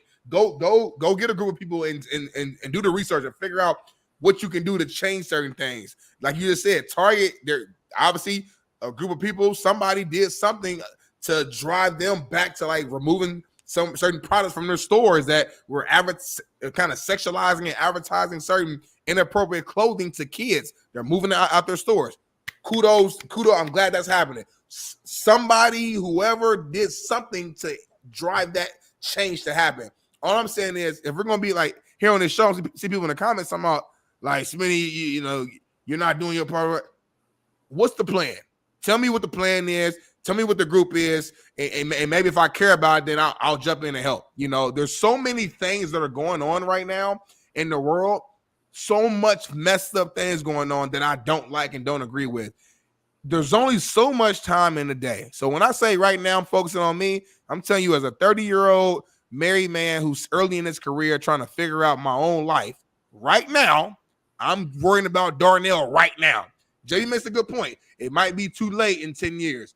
I understand that, but I can't put everybody else in the world above my own family and situation right now. I can't do that. If y'all do that, kudos to y'all. Hats off. Hey, y'all could be the next Malcolm X, Martin Luther King. Y'all could be the next. I respect that. That's not my path right now. That's not what I'm trying to do. Let me take care of my situation, and then once I got myself in a good spot, then I will focus on the things that I care about the most. And what I care about might not be what y'all care about. And that's okay, because there's a lot of messed up things. It's not just one thing or this thing, and that's okay we disagree and we have different areas of focus. That's where I'm at with it. So, well, the problem I have is just like when I say I don't vote, and you say, well, if everybody does that, we'll have a problem. The same thing 10 years ago, Smitty, we didn't have a made-up human problem like we do now. 10 years ago, people said, we don't care. It don't affect me. Well, it's affecting us now. We got boys playing girls in sports. So it definitely fucking affects us, but I get what you're saying. You and I probably don't have the fucking power to do anything, but there was 100,000 people at a goddamn Trump rally the other day with Lawrence Taylor leading the motherfucker. So people are going out, but the fact of the matter is it's pocketed, I guess, topics. You know, what topic do you hit on? Is it the made up human? Is it the child traffic? Is it the economy? Is it but homeless? Is it the border? Is it the racism? Is it the? It's so much shit. It's like they're gonna say it goes back to leadership though, and what we allowed at that level. We didn't vote. Blah blah blah. They're gonna say that to me. To you, they're gonna say because you guys didn't advocate for it or you advocated with it. Right? It's a double-edged sword. Like. I just think when you get older and you have kids or whatever, that goes for everybody. I'm not talking to you. I'm talking about everybody. I think the game changes. I guess when you, even though I'm not even tight with my daughter, just knowing I have a daughter, I know that this world's fucked up. My life changed when I had her, first of all. But 6 years later now, you still think the same because she's still out there. It's your daughter. It's your blood. When you have a kid, I think the same thing. You're going to change your mindset as far as like you're not gonna go out with a sword like fuck you. There's nothing we can do that way. But I'm saying there's just something. I mean, I got a little sister that's 16 who I care about deeply. I'm sure having kids will be different, but all I'm saying is I'm not saying I don't care. I'm saying is what can you do? What can I do? And y'all, nobody's giving me an answer. Nobody in the chat's giving me an answer. There ain't nothing you can do. I'm answering outside of voting. What can you do? JB, he brings up topics that he's passionate about, and we'll talk about them, and then we move on. Yeah. How much impact is that really happening? I don't know. I'm the first one. I don't vote. I'm the first one to say it. What do you mean? Because I'm just saying now, but I won't stay quiet though. See, a lot of cats won't. They'll just stay quiet. They think like you as far as we can't change nothing, but they'll stay quiet. At least I'm gonna say what it is, and hopefully other people. It's like a pass it forward type of thing. And I'm not saying we can't change nothing. I'm saying.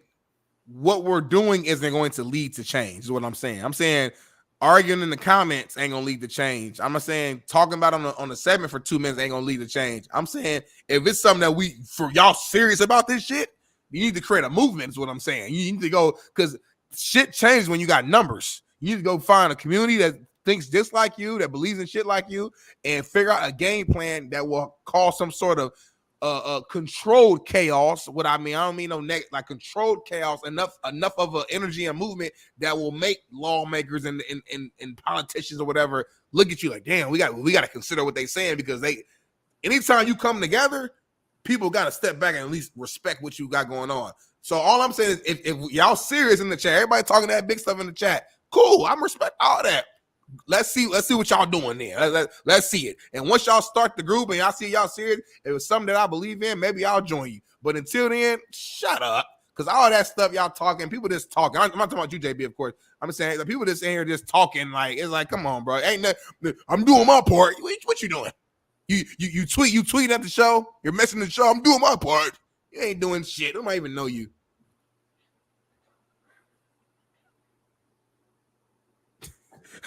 I just gotta keep it real, bro. We talking all that big gangster shit like we got Malcolm X in the chat. We got a whole bunch of Malcolm X's in the chat right now doing their part. Man, shut up. Smitty's come. You can talk all that shit. Smitty's come full circle since joining this show a year ago. I think he started about a year ago in May. I want to say in May. Yep. Y'all thought Smitty was like some woke, liberal, left wing.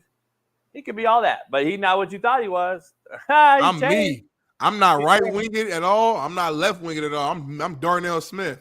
I believe in what's right. And when I say right, I mean what's actually right, not left. We're just what's right. Whatever that means in that situation. I don't care about none of that shit. Republicans lie, Democrats lie. They all fucked up. So if you on either side, to me, you ain't smart. You need to just decide who's saying the right shit, who's a good person, who's saying the, and sometimes you ain't got no options. I feel like that's where we at right now. We ain't got no good options right now. All right, we got 3 minutes before Steve Kim comes on and gives us some more truth bombs. I'm gonna let you have the floor for 3 minutes, and just tell us what it means. Tell us what it means about your girl Caitlin Clark's debut, because this is the 3 minutes in the show. I want to get this shit over with because I could give a fuck less. So go ahead, it's all you. Caitlin Clark debuts tonight. Already a sold-out arena. They traveled finally on a charter jet. They finally got but the whole league ain't charter, just them. No, that's false. No, it is. No, it's not. It just came out. The whole league is look not it up right chartered. now. The whole league is not chartered. It's see. only half the league so far. So stop it. So go ahead, Smitty. Give us your Caitlin Clark take. All I know is this. Today is the start of history.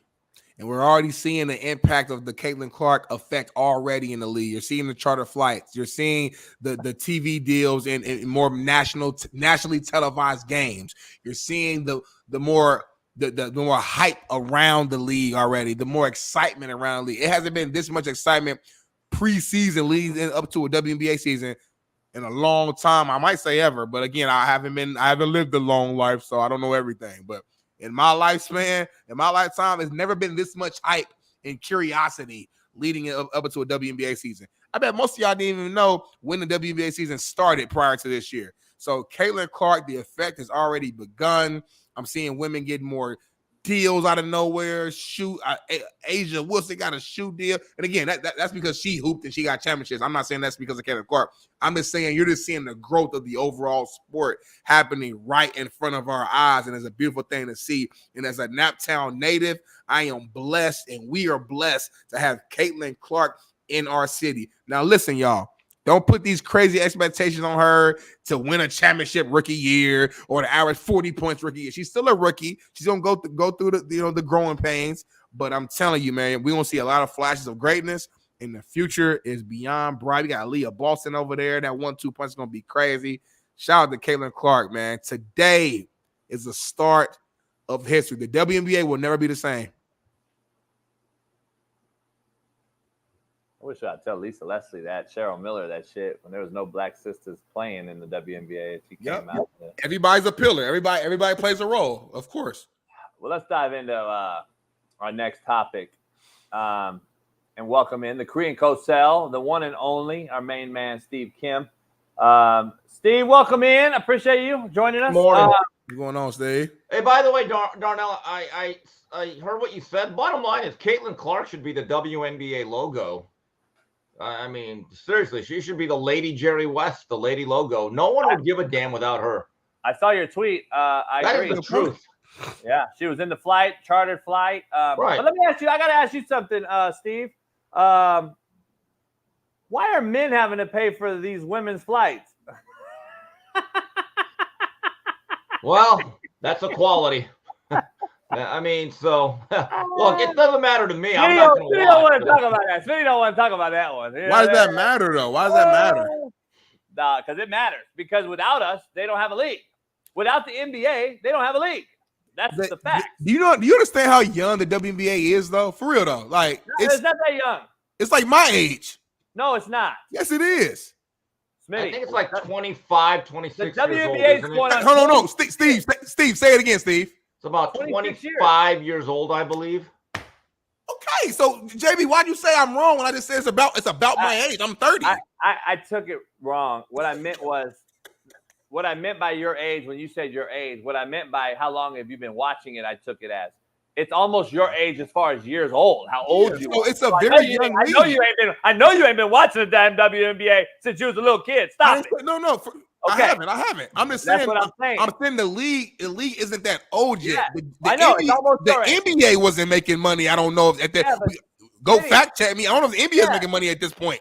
So I'm saying it takes time sometimes to make right. bread. But Smitty, here's the difference, though. Come on, Smitty. They own the league, though.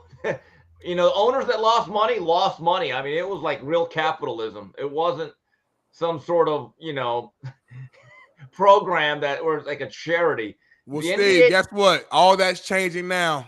You better hop on the bandwagon. Sold out crowds, sold out arenas. Ticket prices are increasing. Concession prices are increasing. Caitlin Clark is in Naptown right now, and the city is on fire.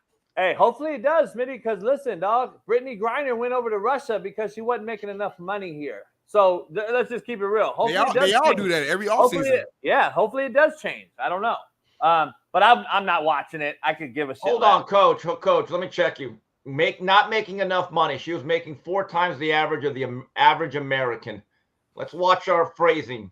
She was not making $47,500. She had a part-time job and she was making 6 figures. That's a bullshit term. She was making money. She wanted more money. Yeah. Let's make that very clear. When you say not enough money, tell that to the coal miner. Tell that to the guy that serves your food. That is not true. She was making more than the American average by far for a season that lasts very short. Yeah, I agree with that. Again, I'm about the facts. That's a great point. I just meant relative to her profession or the profession, which is right. I mean, based on what they're making, they're all overpaid. Outside of Clayton Clark. Outside of Clayton Clark, they're all overpaid. I think they're supposed to think they're equal to NBA players or something. No, they don't. No, but I know they don't think that. They don't. What I mean is this: the women's soccer team came out too. Remember? Yeah. They thought they were supposed to be equal to the men in pay. Come on. Well, that's a little different though. They have a thought process going. Soccer's a little different. I feel like when it comes to numbers, and our men's team was at that time was horrible. The women's team was winning every World Cup. We weren't just comparing Americans. We're talking women and men. That was the argument. It wasn't just American men and women. So the soccer, just period. Come on, they had to break it down. Like it's not even close. And I don't know why. I think the women that was during that movement. Like, okay, now I want to be equal to everybody. So now the women basketball said, "Oh, we're not making what we should," and now we're gonna go play overseas in all these other leagues. And that's what Brittany did.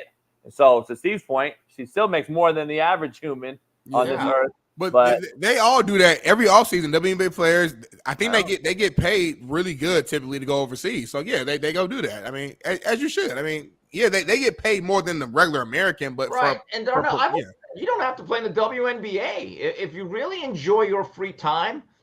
Pick the better job. And then have your free time. No one's making anybody play in 2 leagues. You can play in no leagues. You can use your college degree to get another job.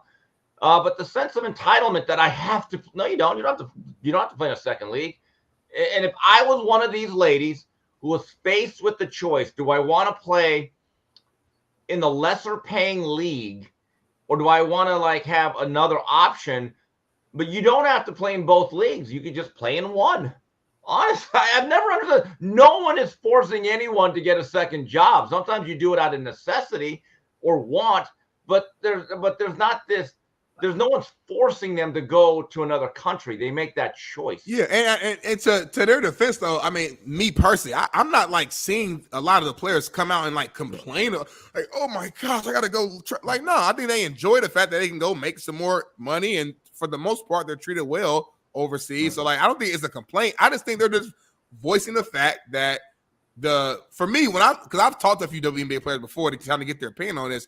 For me, they understand that they're not making as much money as the men. They're not bringing that generating the same amount of money. They're not stupid.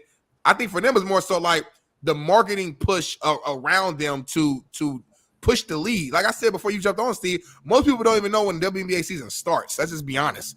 So I just think it's a little stuff as far as the push of it, the advertising, which I think has increased now within this last year or two, partly because of Caitlin Clark and because of the college basketball brand. But prior to that, there's not been a heavy push of it, and we know that marketing and the push that's a large piece of people knowing about the league and generating more money. So I think it's more so that piece of it and the investment into it. I just want to be real before we move on from this. Jay Earn said, women's soccer is 10 times better than men's. It could be very well, but nobody gives a fuck. See, that's the thing you don't want to talk about. The WNBA is better. Nobody cares. We're not watching women. Women aren't generating the money, dog. It doesn't matter. People do watch the women's soccer, though, JB. I got correction on that. Women's soccer and WNBA is not in the same category. But let's talk about World Cup or something when it's a lot. The normal. Well, they watch the World Cup. There's no doubt they watch the World Cup, but the untold stories that women themselves don't watch women's sports. They are about half the populace of this great country. And it's been shown. I know women that watch boxing. They do not like women's boxing. It's the strangest thing. They just don't watch it. But they will watch men's fights. But, as it relates to the NBA, look, they got the Caitlin Clark push. Yeah. We'll see where this is in 3 years. Is it a fad? Is it something that's lasting? Is this the dawning of a new era? I just think, again, there is going to be a novelty to this. but is it a fad? That's what we're going to have to find out in the next several years. Hey, I think she changed a lot of people's lives. I think the head coach at Iowa got some money having her on their team. She retired yesterday. Mm-hmm. She was like, "Fuck, I'm not going to get another." It ain't get no better than this. So she probably got a lot of money in her. She probably got money in her own right with having her on the team. So who knows? Steve, on to dive into football, which I had Shaun King. Now we got Shaun King on twice a week, Mondays and Fridays. And we didn't get to this with him. I want to get it with you. There's rumors out there. Plaxico Burress, a couple other guys have come out and said that he's talked to certain folks in the upper management of the Patriots organization, and they are regretting drafting Drake May. Yeah. That is the rumor out there. I don't know if you got to see Milton versus May, just simply throwing the ball, watching the ball come off their hand. I think 10 is Drake May, the white guy with the legs that are white. Okay, he throws that ball.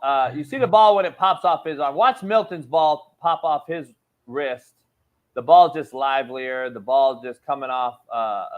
That's not a surprise. Now, yeah, but Milton's one of these guys. He looks great on the mitts and shadow boxing, struggles in fights. Look, Milton's arm strength is unmatched. Yeah, he a lot of literally hose the ball 80 yards. He can make every throw against air. The problem is when you watch him throw, it's that intermediate routine throw that you've got to hit, the dig, the out, the comeback, the touch. When you flare the ball out into the backfield to the running back, that's where he has an issue. Milton will always look great against air. And here's my issue I have. Like, this is Milton and May in camp the other day. Here's the issue I have.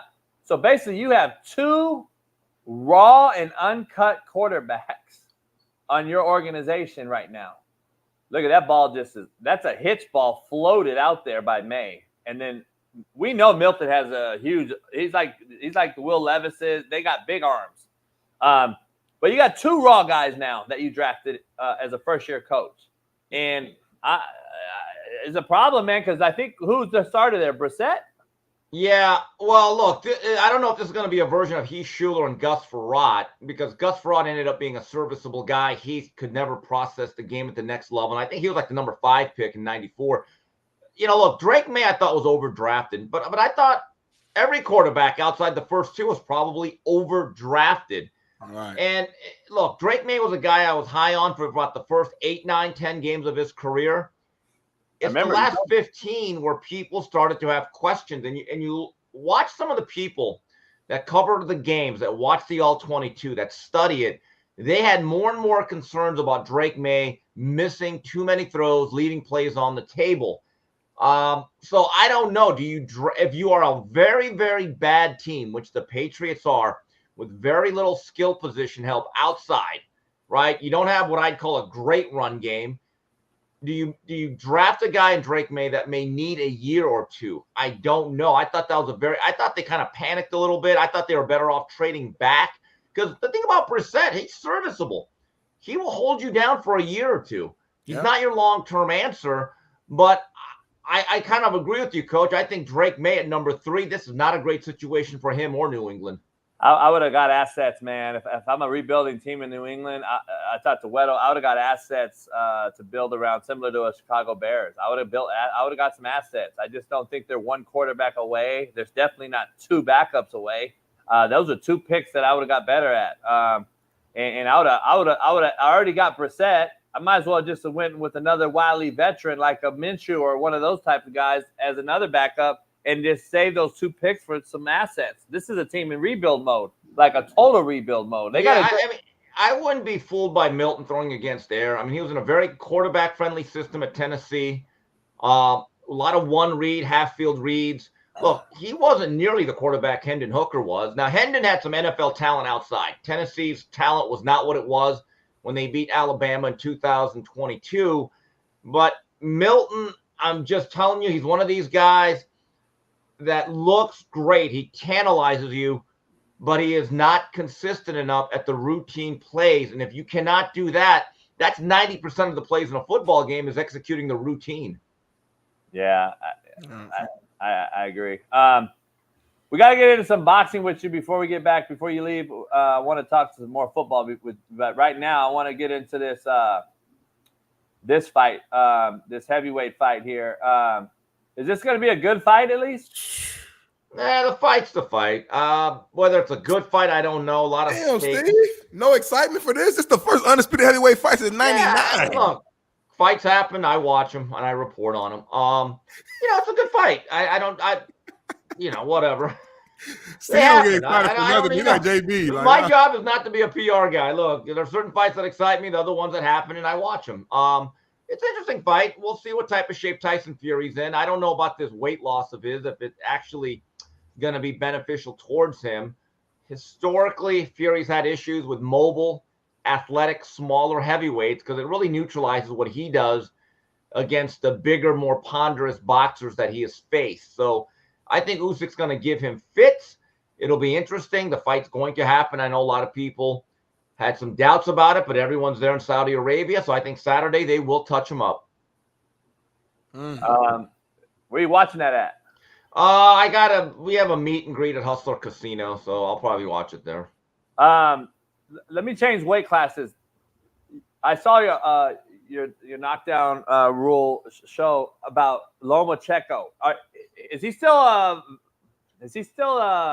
hold some weight? Like as far as his validity in the class, is he still legit? Oh, there's no doubt about it. Look, this past Saturday or Sunday morning in Australia, I thought he looked really good against George Kambosos, picking up the vacant IBF belt. In my view, he's a top 3 lightweight. So who's next for him? We don't know. I mean, there's a lot of questions about how long he wants to do this. He's gotten a little bit more into his faith, and I think at 36 years old, very long amateur career, a life devoted to boxing, he may be turning the chapters mentally.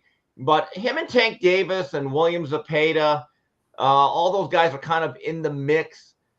I believe that he has changed his style, though. He no longer darts in and out as much as he did. His legs don't have quite the same bounce that was, let's say, in 2018. He's more of a pocket fighter. He's what I'd call an aggressive counterpuncher, more on the front foot, stepping inside the pocket.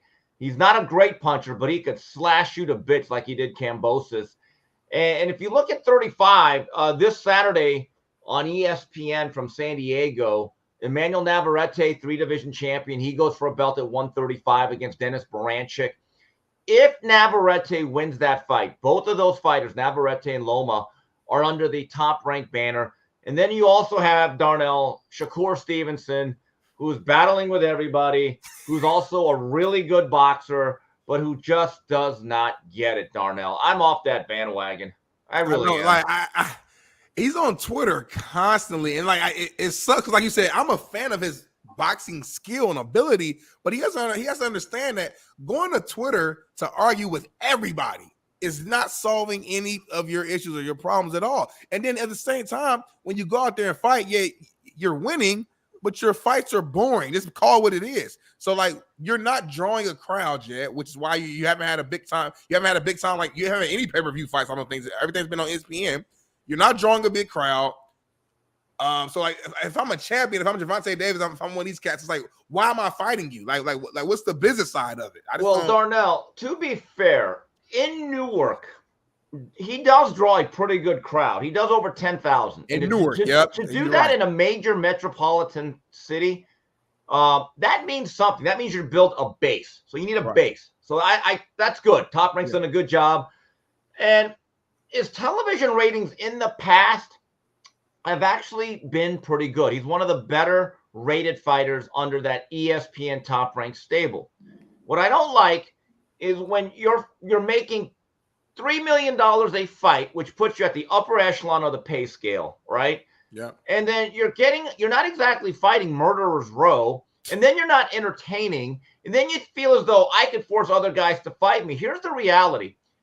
Top Rank promotes Loma, but if Loma and his management go another direction, that's not up to Top Rank. There's a sense of entitlement there. And then I made a post, kind of a long one, where he didn't like it. I said, look, the bottom line is everything in life has a price. You can be a free agent and take a better financial deal.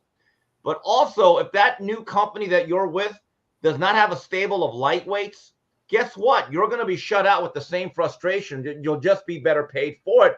And then he got upset. And then he said, well, Floyd told me, and they told me that Top Rank is racist. Wait a minute. So why'd you sign with them to begin with?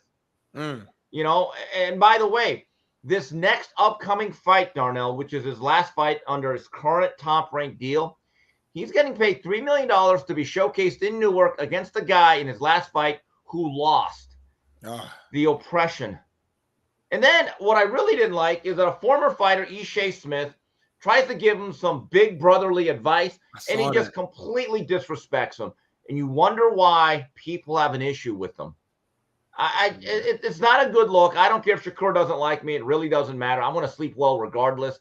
But Shakur is a brilliant boxing mind. He's a very talented fighter, still one of the best in the division. I won't take that back. But this other stuff, I just can't get with it. Did Ryan Garcia admit to being dirty? Because he tweeted out something that, to me, being a good judge of character, I'm looking at the tweet as if you got caught and now you're trying to save face by saying, fuck it, let's run it back, Haney. Yeah. Is that like saying, I know I got caught? Even though is it because it depends on still what piss test the B sample, and that's going to come back the 22nd. And you know, again, they're trying to use all these conspiracy theories that Victor Conte poisoned the well, that he had something to do with Vada, and then Shane Mosley's taken up for Ryan saying Victor Conte did this to me, even though Shane Mosley is on a video deposition that's posted on YouTube admitting he knew he took EPO.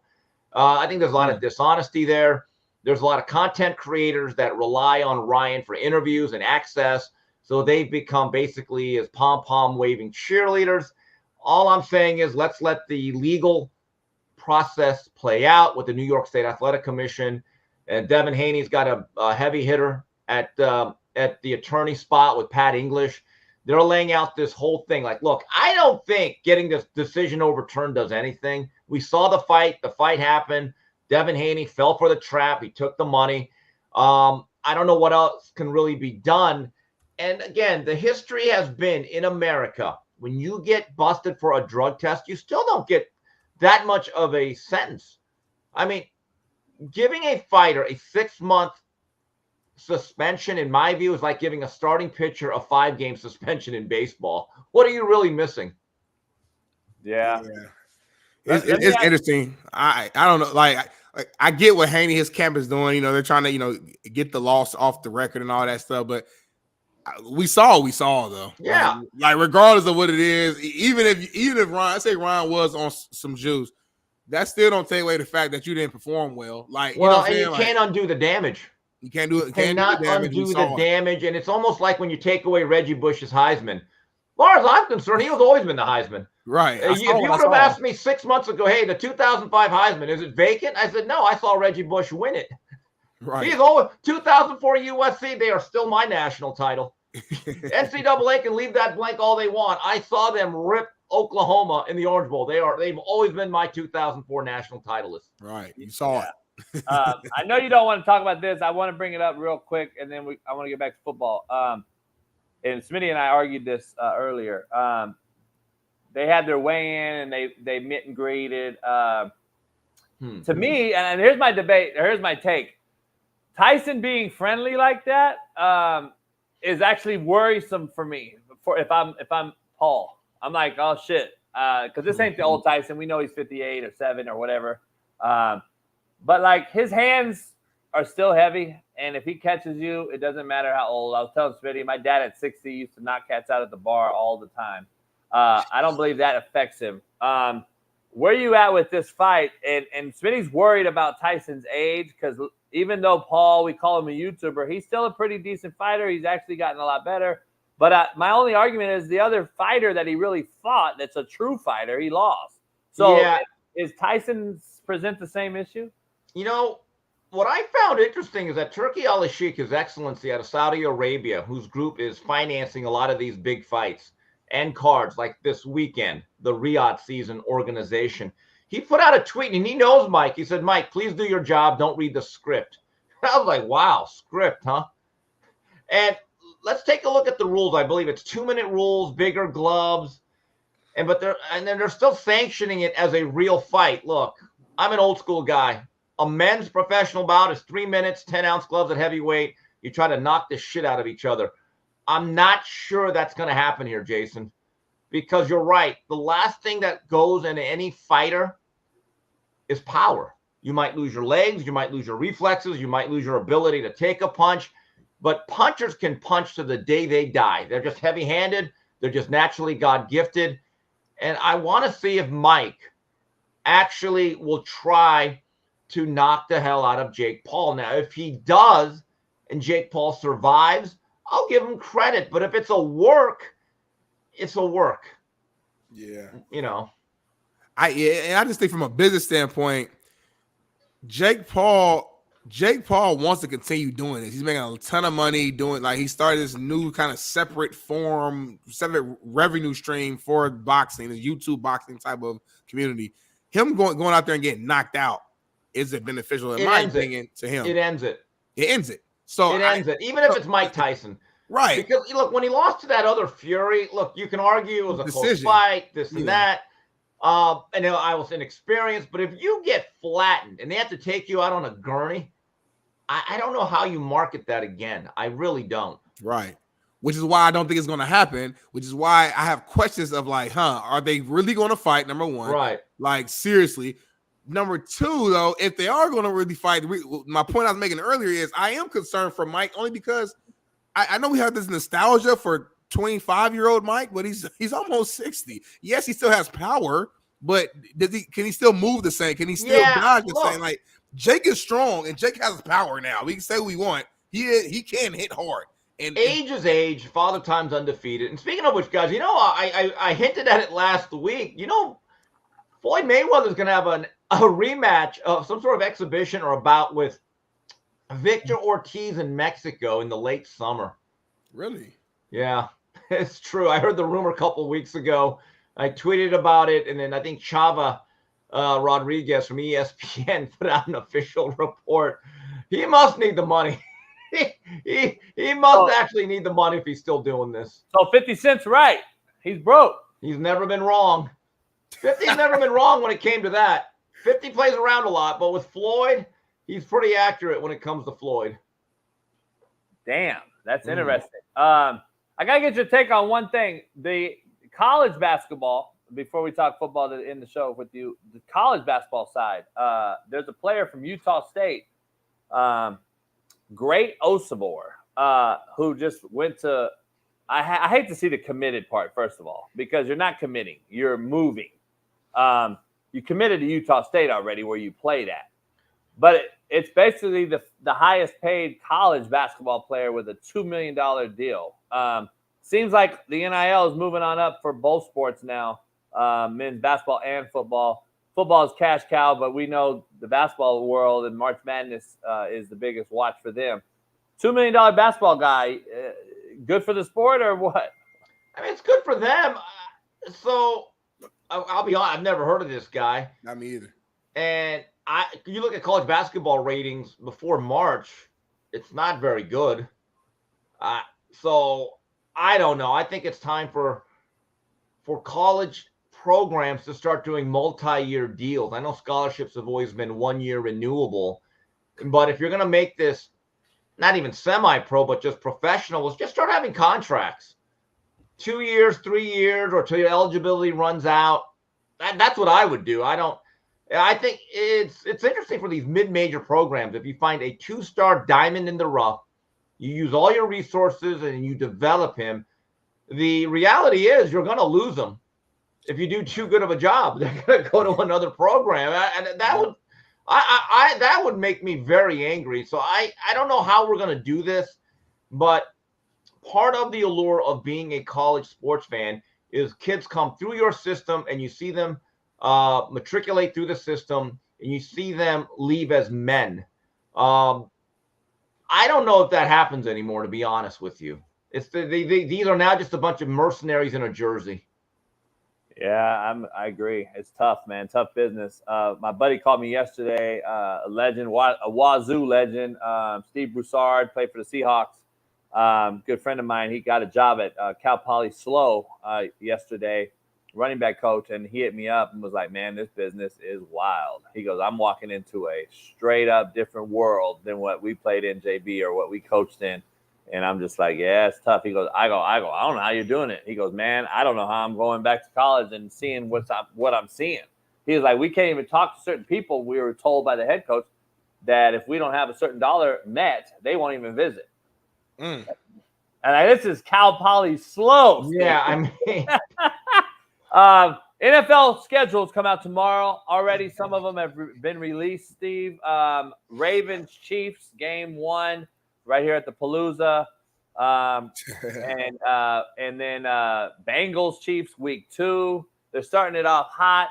I think the Niners, Jets. That's the opener, Monday Night Football. Aaron Rodgers is going to give it another go, y'all. Let's see if he can make it to the second drive this year. Bring out the flag again. Let's do the whole thing. Maybe he should bring out the Palestinian flag this year or something. No, he won't though. He's not. Something different. No. So we don't blow out the same repeat issue. I hope not. Don't even say it. I saw you tweet last night about the Denver Nuggets, or 2 days ago. Denver Nuggets stayed alive in this playoffs, and we thought they were dead and buried by a more young, athletic Wolves team. They're back in it at home. Seems like they're now momentum shifted to the Nuggets, defending champs. I'm looking at this NBA playoffs. I'm the least impressed. Most of the games have just been garbage. There's been a few good. I thought the best series was still the Sixers and the Knicks and the Lakers and the Nuggets. These games have been pretty much blowouts. The only thing I want to ask you, the Cavs played the Celtics last night, and Donovan Mitchell said no. And he did not play in a game that could have tied the series because of a strain. And I'm just like, I've never seen anything like this. I've seen Dame Lillard sit every other game in this playoff. Giannis didn't even play. Donovan Mitchell. I've never seen stars sit out this frequent. Have you? Well, wasn't load management about being available and strongest at the end? I mean, Willis Reed must be rolling over in his grave. You know, I don't know what, and I saw some stat where outside of the lockout year, John Stockton played like 82 games almost every year. I was like, geez, I knew Stockton was a tough little guy, but you don't see that durability. They were showing Jordan and Kobe played more than half their years in the league. They played every game of this season. Look, Michael Jordan is a broken down old guy with the Washington Wizards in his last year with one really bad knee, played 82 games and was still pretty effective. Yeah. You know, again, I don't want to question the toughness of these guys, but again, has the load management actually made players fresher for the stretch run of the regular season and the NBA playoffs? Or does it actually soften guys to a point that they break down more?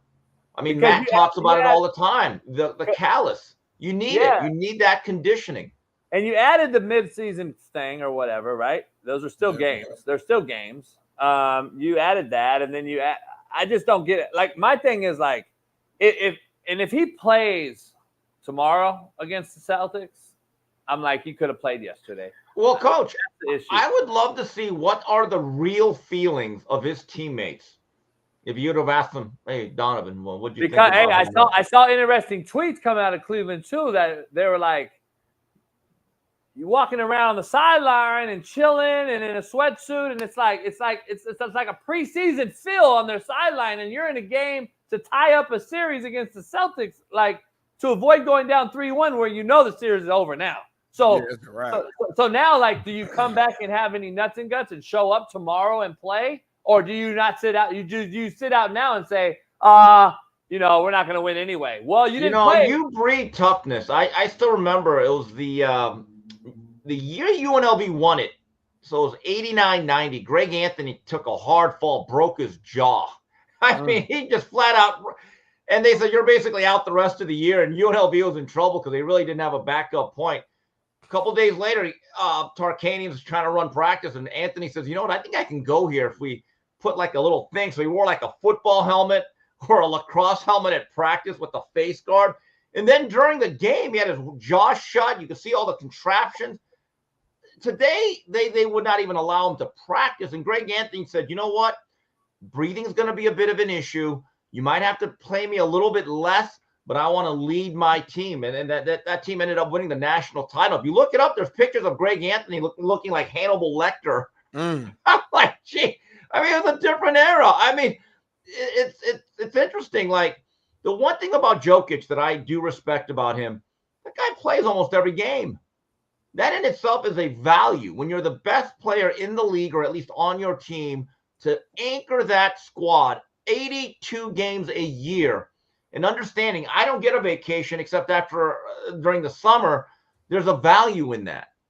You know, and I'm glad that Jokic and the Nuggets have battled their way into this, because some of the slander that I hear about him from the NBA media, I'm actually hoping the Nuggets win it all now, because it's going to be funny to hear the backtracking and the Scap Attack video. Shout out to Scap Attack, doing a hell of a job on his videos. A lot of these guys, oh my God, are they going to have to eat their words? Oh, it's going to be funny. Man. We're going to see, man. We're going to see. And we didn't even talk about last night's game fully. We talk about Celtics and Cavs, but the Mavs, man, laid an egg in the fourth quarter. You know, they had that game. They could have went up 3-1 in this series and would have probably been over pretty much. And then the Thunder, they rallied in that fourth quarter, came back. Shout out to Shai Gilgeous-Alexander for balling out. And now that's a really good series right there, man. Tied 2-2. Hey, by the way, Darnell, I think it's hilarious that Kevin Durant is supposedly unhappy again. Can we look at this whole legacy? Okay. This is where I do feel bad for Steph Curry. Steph Curry, in a lot of ways, maybe he didn't need Kevin Durant as much as Kevin Durant needed the Golden State Warriors. Look at this history. That's I would say what Smitty always says. That's facts. I'm going to tell you right now, that's facts in my opinion. So that's just me. He's becoming a perennial malcontent. He's seriously. He's James Harden, man. They're the same guy. They shop. They can't ever be happy. They're not the bus driver. If they're the bus drivers, then I'm sticking my ass right here and you come to me.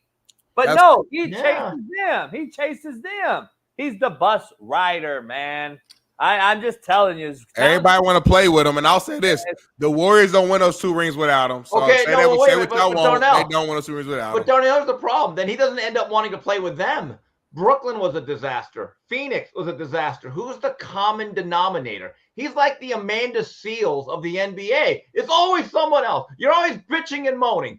Well, although I will say this, Kevin is not nearly as insufferable as Miss Seals. I want to apologize to Kevin. You're not that bad. And You're bad, but not that bad. In Brooklyn, the rumors is that James Harden was tripping. I heard that James Harden came to camp super out of shape. Kyrie's looking at him crazy. KD's looking at, so like, listen, I'm not there. Okay, but Darnell, with that being said, then it's his job to say, you know what, at the end of the day, I'm going to still score my 35 a game. I got to do what I can. You're getting paid a lot of money here.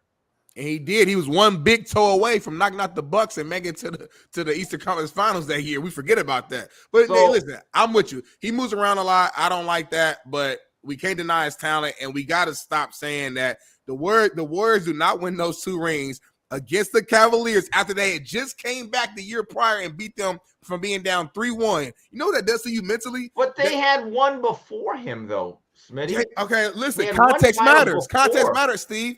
The ring they won before them, they played against the Cavaliers. You know what happened? Kevin Love was out. Kyrie Irving gets hurt in the very first game. The next 2 players are out the entire series. It was LeBron and others, and they still took them to 6 games. Smitty, without Kevin Durant, they still won 70 games. Let's not make it sound like they're just didn't win the big one. So who cares? I'm not. JB I don't says, disagree. But Kevin Durant was a luxury item. That's why everyone had an issue with this. He was not necessarily a necessity, in my view. Did he make it easier for them to beat the Cavs? Yeah. But I'm just telling you, Kevin Durant as a pure number 1 has been a failure. He has been. That's all I'm gonna say is this before you go. There's an argument the Warriors don't win without KD. I don't know how many rings they got. Put it like that. Without KD and then without Kyrie and Kevin Love getting hurt, I don't know if they beat the. Of course, you could also say without the Golden State Warriors, KD has no rings. Exactly. That's true. I mean, that goes both ways. But you can't say that about Steph. That's the point. You can't say that about Steph. He won without him. That's my point. That's our point. Well, when I'm not arguing Steph and KD right now, I'm just saying KD's still the all-time great. All I'm saying. I mean, where's KD going to go next? And it's going to be, it's a new start, this and that, and then 2 years later, and at this point, he's probably going to retire. But he got 2 rings, 2 Finals MVPs. He got a regular season MVP. He's an all-time scorer. He moves. He did it his way. We don't like it. I'm not even saying I'm a fan of it, but at the end of the day, the accomplishments are the accomplishments. We can't take that away from him. He will go down as the Hall of Famer and an all-time great. Well, that is unquestioned. But I still remember 3-4 years. Is he a better scorer than Jordan? No, he's not. It's ridiculous. Anyway. Dave, I appreciate you. All right. Football Palooza is coming around the corner. College is about 16 Saturdays away. Yep. Schedule's coming out. Week 1's already out, fellas. All right, Steve. I'll see you Thursday. Appreciate Talk to you later. Peace. Smitty, you need a break? Yes. All right, we'll be back and forth with Tank Johnson on the other side. Make sure that you pound the like, follow Tank, and follow his backseat. He's going to promote. It's doing well. We'll be back in 4 minutes.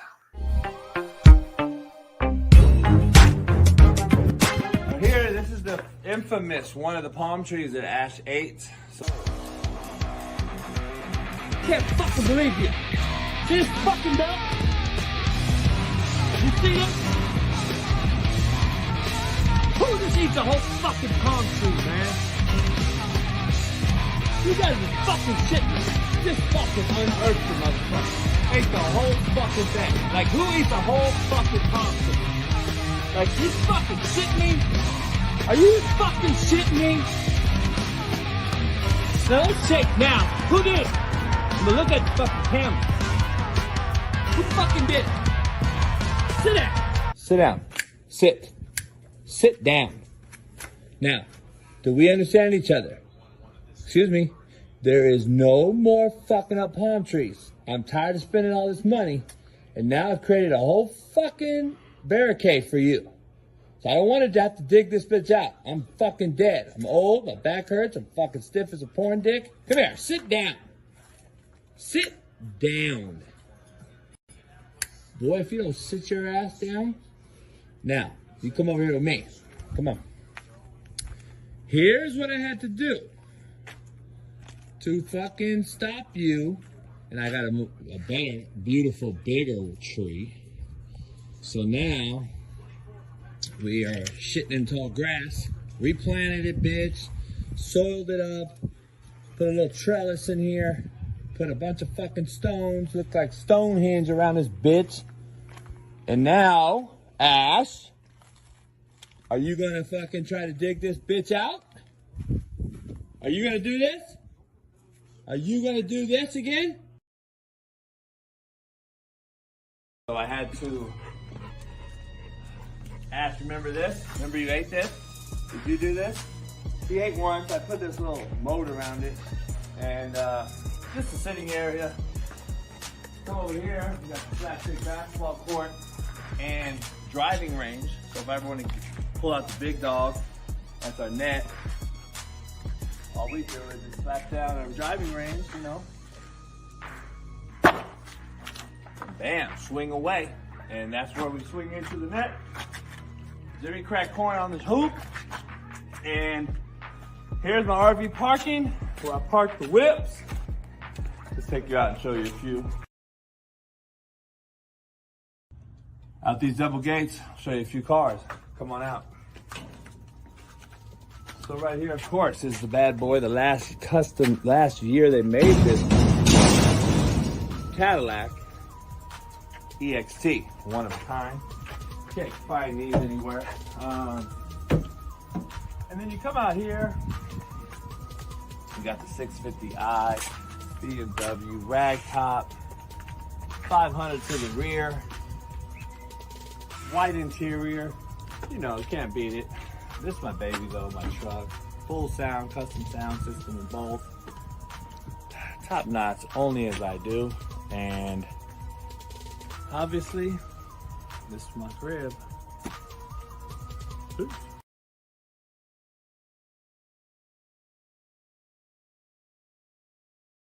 All right, that's JB's Cribs. Appreciate you jumping by, coming by. Listen, it's time to go. Now take your asses and get the hell out of here. about to go cook some slapstick tri-tip. It's been a pleasure. Now go home. Peace.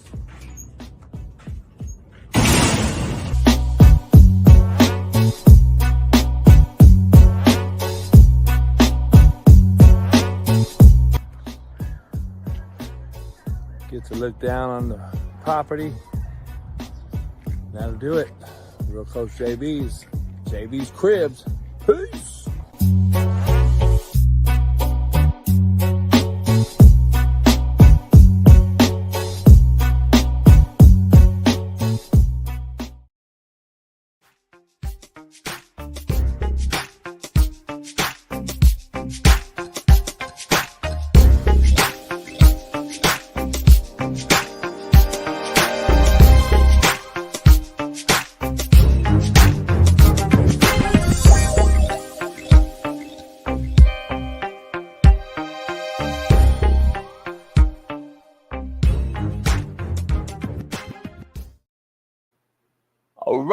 All right. We are back in the building. Yes.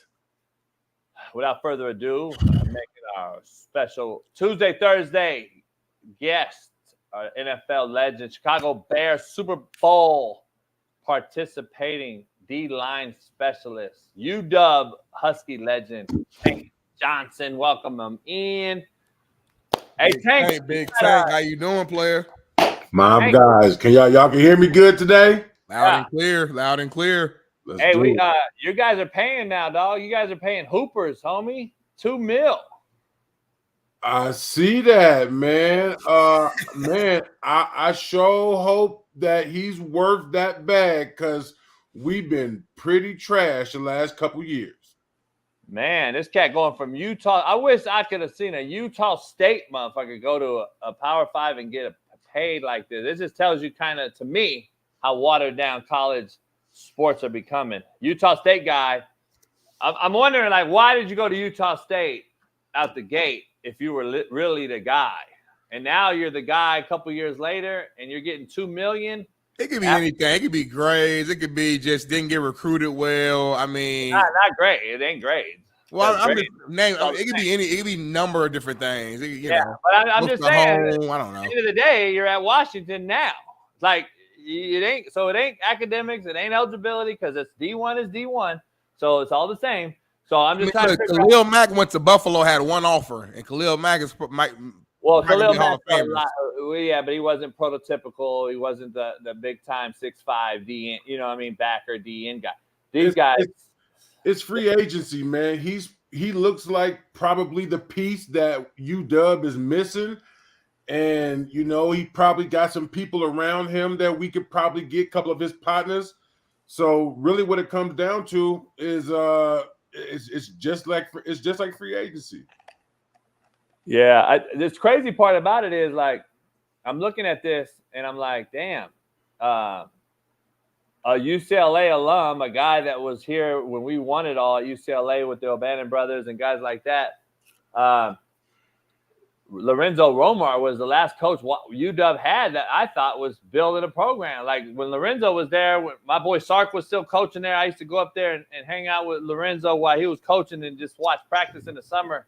And I'm like, damn, you got rid of Lorenzo, dog. You guys ain't really bounced back since. At least he got dudes. He had talent. He was a recruiter. Yeah, I knew it was downhill when they brought that dude from Syracuse.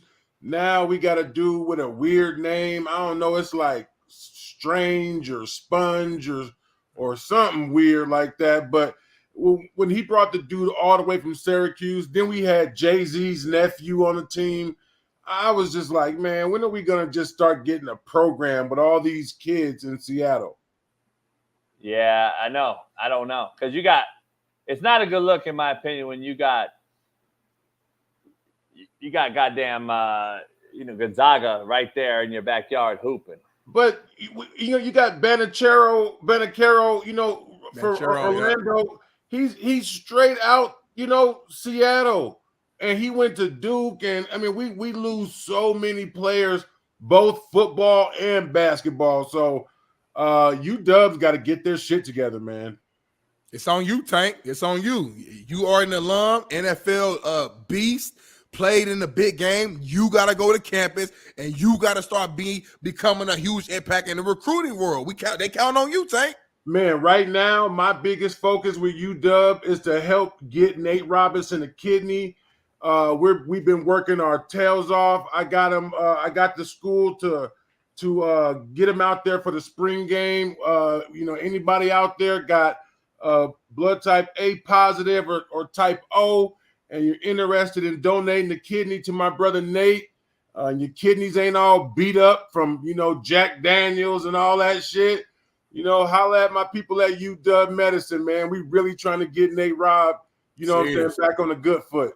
That's huge, bro. Thanks for saying. I didn't know you were even part of that, but thanks for sharing that, bro. I know Nate has been pretty transparent, and I mean, just keeping it real, just saying like, if he don't get this, I mean, it ain't, what I'm saying, like, it ain't look too good. It's just what it is. So, anybody out there, if you're interested, we mentioned that on the show a while back. Because when I got wind of it, you told me, JB.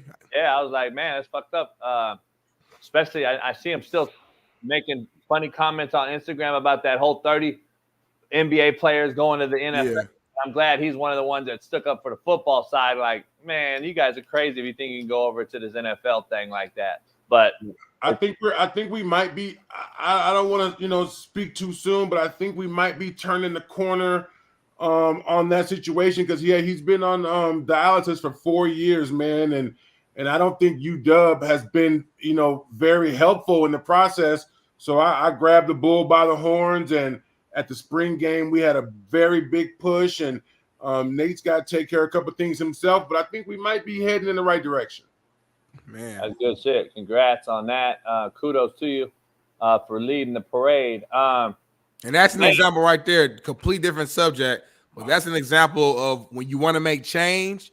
Don't just talk about stuff. Go actually actively go do something. So this different conversation we had earlier, obviously, JB, in chat.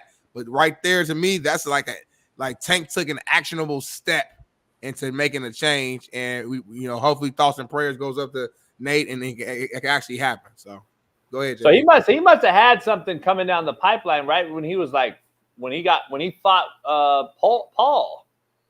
Oh man, he's been dealing with that since 2006. He's had really bad high blood pressure, which is what took his kidneys out. So when he fought Paul, I mean, he was 15 years into kidney disease. So yeah, I mean, he went out there and did what he had to do, but we're gonna get Nate back right. Yeah, that's right. Man, real quick off the sports topic, is anybody in here a conspiracy theorist with this weather that we are having across America?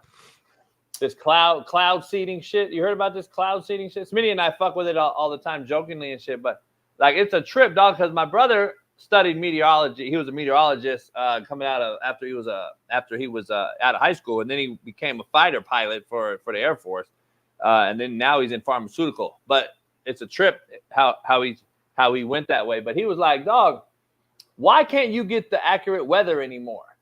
So, like, it's been a trip because I've been peeping it out myself lately on my own weather app. I go on weatherchannel.com or whatever. And, like, yesterday I pulled the bitch up. And all week it was nothing but sunshine. 80 degrees, sunshine. It's fucking raining right now. And I'm like, I pull up the weather app right now. Motherfucker has cloudy, shitty weather the rest of the week today, though. Yesterday was all through Sunday was sunny. Now through Sunday, it's cloudy and the temperature dropped 10 motherfucking degrees. Now, how's that possible on a weather app that yesterday was sunny for 10 days straight? Now today, it's 10 days of shit. I will say, Tank, weather in LA and Cali has been insane all this year. I will, to his point, I don't know about conspiracy, but the weather has been crazy. Like it's been kind of cold out here, low key, and it's like it's fucking May in LA, and it's still been raining and cloudy and cold. So it ain't just here, Smitty. It ain't just here though. But I mean, obviously, y'all, the best job in the world is a weatherman, because or Mel Kiper, weatherman or Mel Kiper. He's guessing. And you guys got that ocean right there. That's a variable. That's an uncontrolled variable. Please send some of that rain and some of them clouds to Phoenix because we heating up fast. I know. That's why I'm like, fuck, I'm about to move. I hate this fucking, man, they call it marine layer. I'm so fucking tired of marine layer bullshit here. It's been like this for 2 years straight. That's why I'm going to Mexico just to get away from this shit, get a little hot. Be careful, shit. All right, boy. I'm trying to tell him about shit. Y'all talk all that gangster shit on this show, all that, this, that, and third. Y'all sound so nervous. I don't need nothing when y'all two men. Y'all two of the most masculine, manliest men I know. And for y'all to be like sound timid and scared. That ain't no timid, homie. What's meant for you, Tank, what's meant for you, JB, is going to be, whether that's death or life. Live your life to the fullest and don't live your life scared. Hold on. The one thing in my hood that keep you living long is don't get caught out of bounds. Come on, I'm about to say the goddamn. I'm not going to Gary and talk Compton, and he ain't going to Compton and talk Gary. I'm not talking America. I'm just going to be out there. It don't matter, dog. And then a little less another country. Where the cartel's thriving right now, where motherfucker just got beheaded out of Australia in that motherfucker. Where you going? For his tires.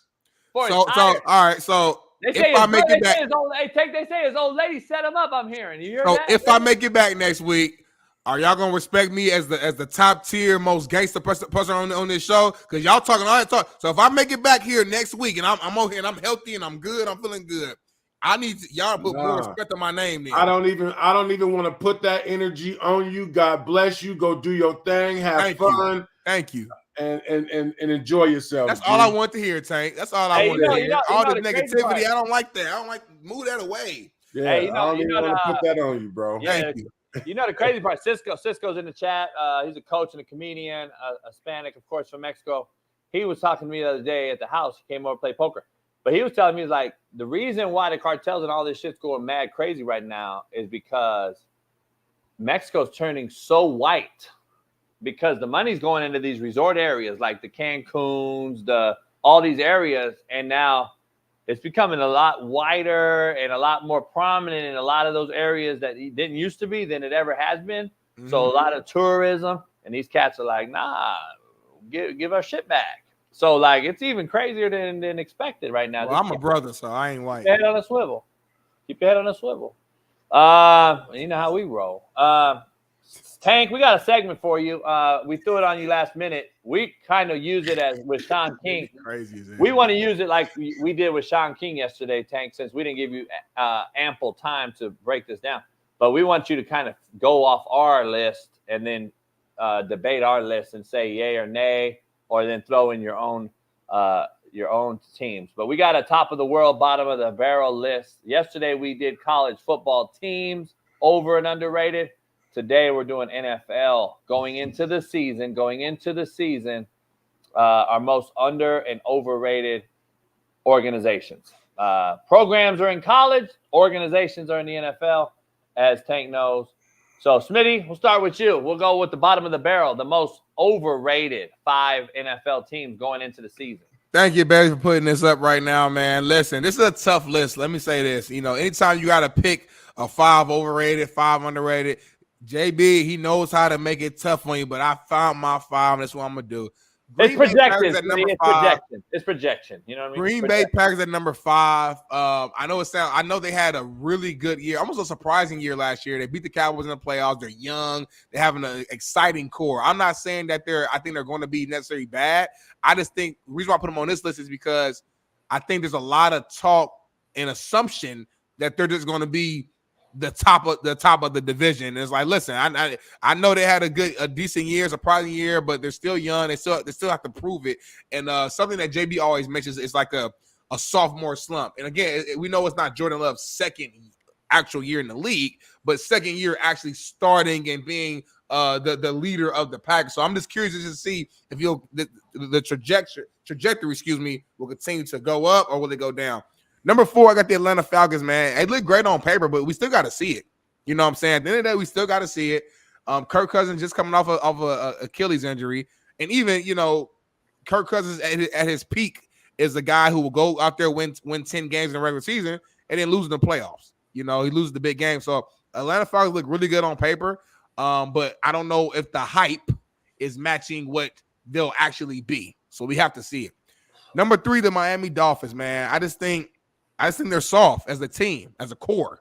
I just think that they're super fast. They play this like, a fast-paced offense, all these, all the trickery. They just added OBJ. They're going to be fun to watch, but when the going gets tough, when it really matters the most, I don't trust the Miami Dolphins to really go out there and win the big game.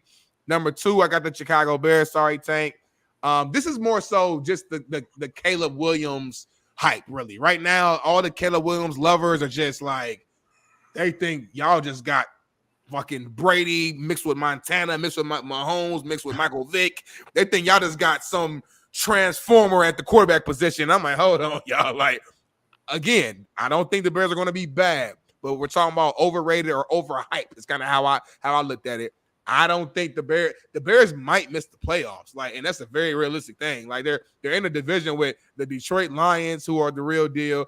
Even though I got the Packers on this list, the Packers are still a good team. Like, it's not just some easy little walk in the park. So they could very realistically miss the playoffs, and all this hype was for nothing. But number 1, man, I gotta go with the Dallas Cowboys. I am so tired of Cowboy Nation and the fandom. Just every single year, don't matter what happened the year before, every single year, this is our year. The Dallas Cowboys is going to do it. They're finally going to make it back to an NFC championship. They're going to the Super Bowl. They're going to do this. They're doing it. Stop it, y'all. I don't know. Listen, I don't believe in curses, Tank. I really don't. But shit, there's something going on with the Dallas Cowboys, man. Hey, Smitty, you know this motherfucker played for both of those teams, right? I know he did. I'm sorry, Tank. It's not personal shot towards you. All right, hold on. I gotta. Hey, before you critique it, I gotta critique it because he critiques me, you critique me. So we're both gonna jump on Smitty's list right here. I don't know how you have the Bears on an overrated list when they've been fucking garbage for the last how long? They're not overrated. They're fucking. If anything, they would be underrated if you thought they would be decent. They're not overrated. Nobody's expecting them to do nothing. So I wouldn't have them on there to critique your list. The Packers, I think, I agree kind of, but they're back, in my opinion. They're the youngest team in football, I believe, as far as that wideout position. Jordan Love had a breakout year. We'll see if he can continue it. I like their current roster. I would take those off. And the Falcons have really been underachievers. So I don't know if they're overrated. They haven't really done shit to be on that list. That's my critique. Cowboys, 1,000%. I'm with you. Tank, go ahead. I agree with most of your teams. My Bears, come on, man, leave my Bears alone. We got our little thing that we coming with.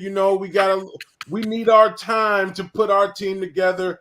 Atlanta, I think they put a lot of pressure on themselves with a lot of this offseason talk with Penix, but I don't know if they're gonna be overrated. And then the Packers, I got to give you that one, man, because, they're in our division, the NFC North, the great NFC North. And if they're projected to win one game, they're overrated. All right, Bailey, pull up my overrated list because I got one for you. We shared the same number 1, but I'm going to start at number 5. The New Orleans Saints. We continue to hear that they're in a shitty conference. They're in a shitty league every year. They got this great defense every year, and they haven't busted a grape in a fruit fight. And I don't know how long.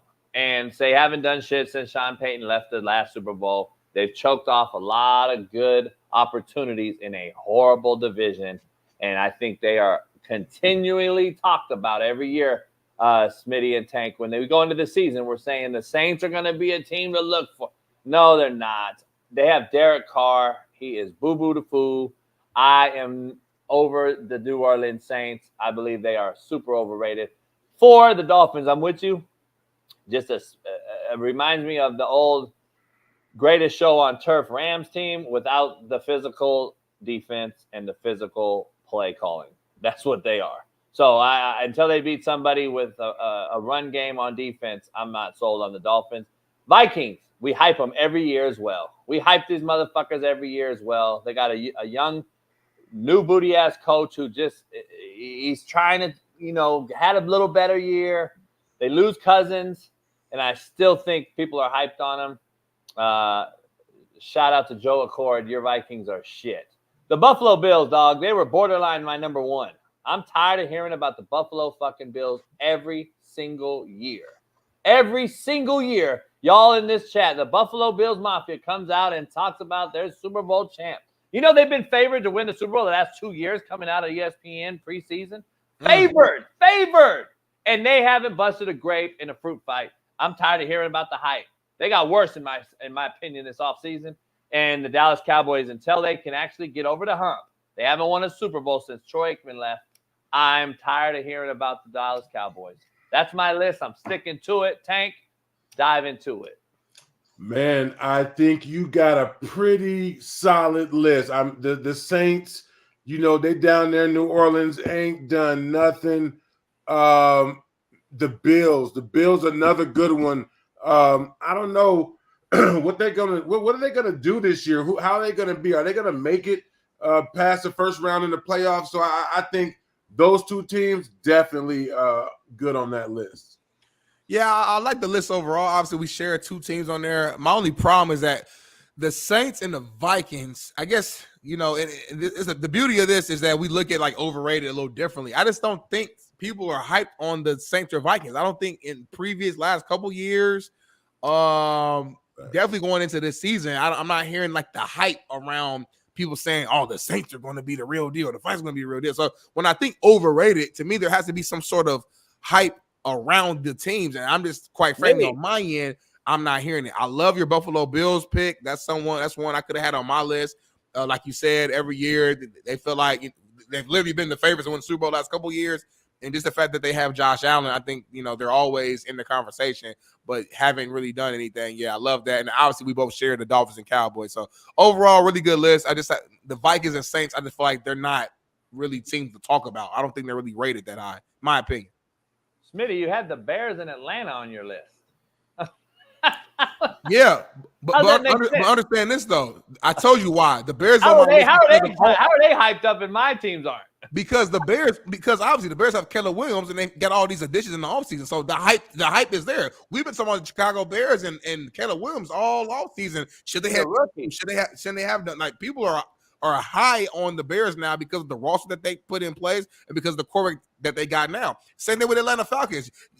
I came on here and I said, listen, on paper, they got some of the best offensive weapons and pieces. They got Kirk Cousins there. So, like, there's hype around these teams because of the changes that were made. The Vikings, what changes did they make? They got worse, like, because they don't have Kirk Cousins anymore. They got Sam Darnold at quarterback. And then you got the Saints. I haven't heard – this is the first show all offseason that anybody's talking about the Saints. This breaking news. Just now, the first time the Saints have been brought up all offseason.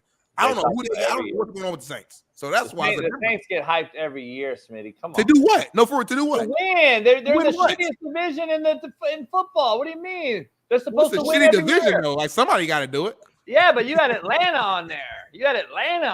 Come on, man. That don't even make sense. Let's dive into our top of the world, underrated top 5, Smitty. Yours first. Here we go. I got the LA Rams on there, number 5, man. I just think they surprised a lot of people even last year. People thought it was going to be a rebuild year. And Sean McVay, man, like, he dug into his bag. And we saw a lot of those young guys step up. And they're still a young team. They can only get better. They had a really strong draft. I thought they got 2 defensive linemen, big-time defensive linemen, to kind of help. You know, you can't replace Aaron Donald, but to help, you know, fill that void to a certain extent. I think, you know, obviously Matthew Stafford is still there. I think the Rams are a team you got to really watch out for. Hold on, let me clarify so everybody knows what you're saying here.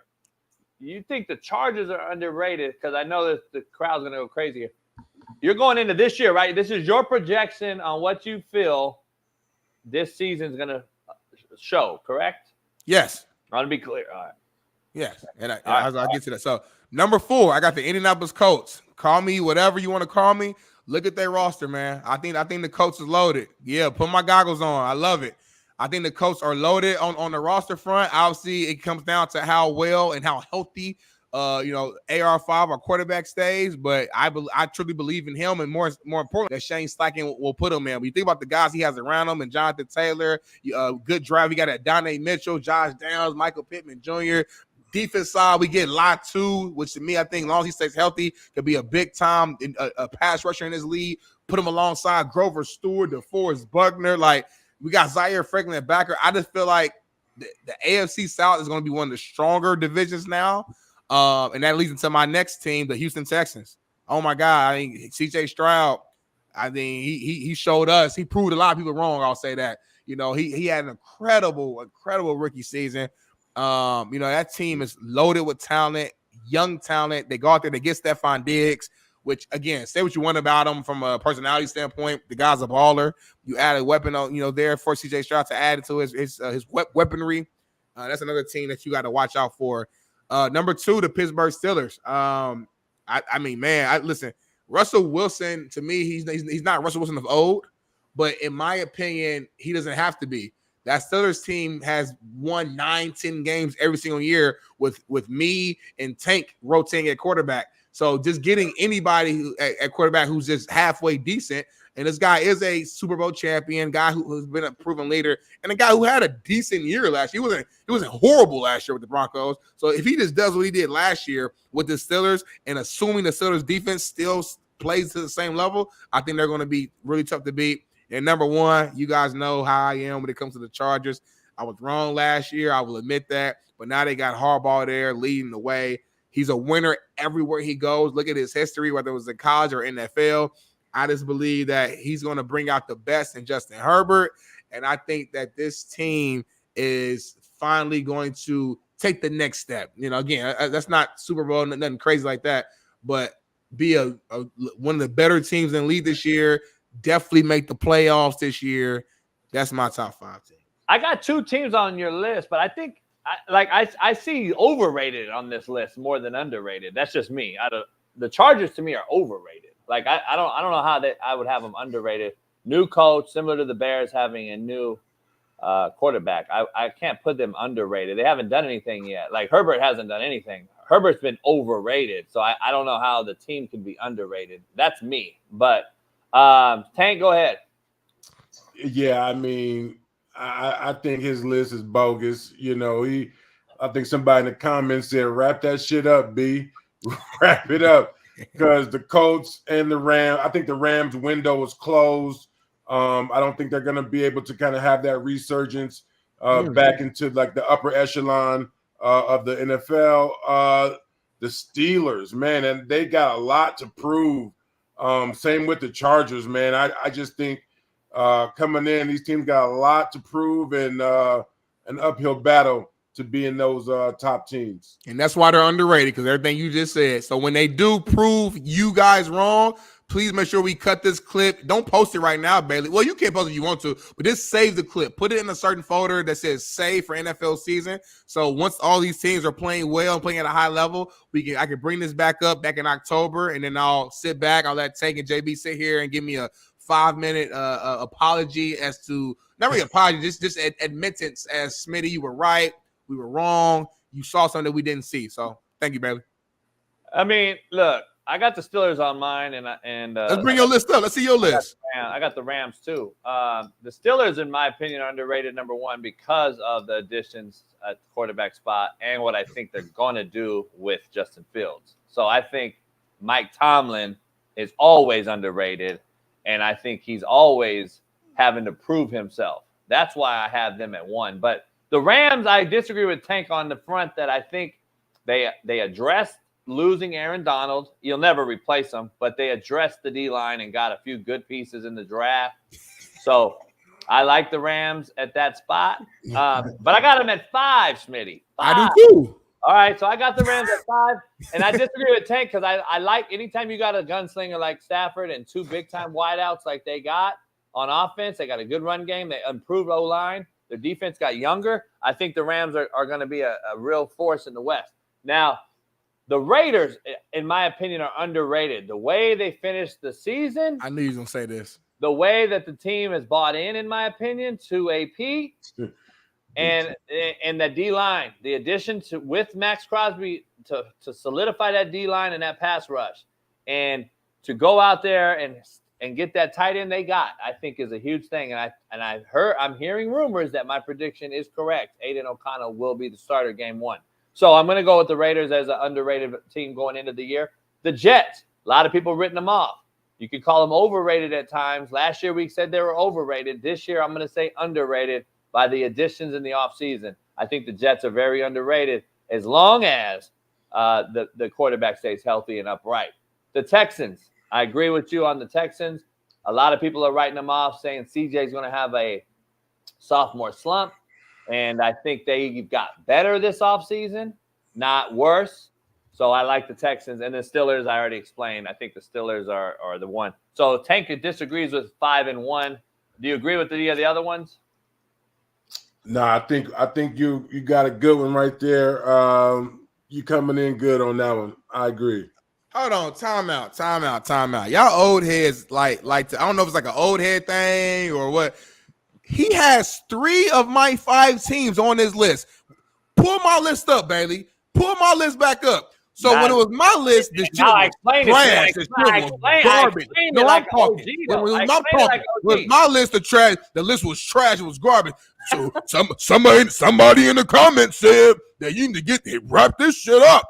Then we go right back to fucking JB's list, and he has 3 of Pittsburgh Steelers. He has them at number 1. I have them at fucking 2. Houston, Texas, he has them at 2. I have them at 3. LA Rounds, he has them at 5. I have them at 5. He has 2 different teams, and I'm fucking. My list is just shitty. Say it with your chest, Smitty. Y'all crazy? Nah, say it with your chest. This is a biased ass show. I'm used to it. I love it. I love having the people come to me. I'm just pointing out the hypocrisy of this fucking show. And I thought Tank was on my side, brother. I thought we supposed to be on the same side, brother. You still mad that my coach beat y'all ass in the Super Bowl in Miami? I wasn't on the team. Why you mad at me for? We supposed to be brothers in action. Supposed to be 2 of us on this show. And we D linemen too. You gonna side with a quarterback? Come on, Tank. I'm disappointed. He's not siding. He just the eloquent delivery is what sold him. I sold him, Smitty. You got to learn how to deliver that shit, dog. You know what I'm saying? I brought up facts. You was putting us to sleep, Smitty. Shit. Yeah, I had to bring the fact that it sold him. I sold him. He bought the car from me, Smitty. You didn't eat tonight. You didn't eat. You didn't sell the car. So it is what it is. It is what it is. My bad, dog. Just keeping it real, you know. My had the same list.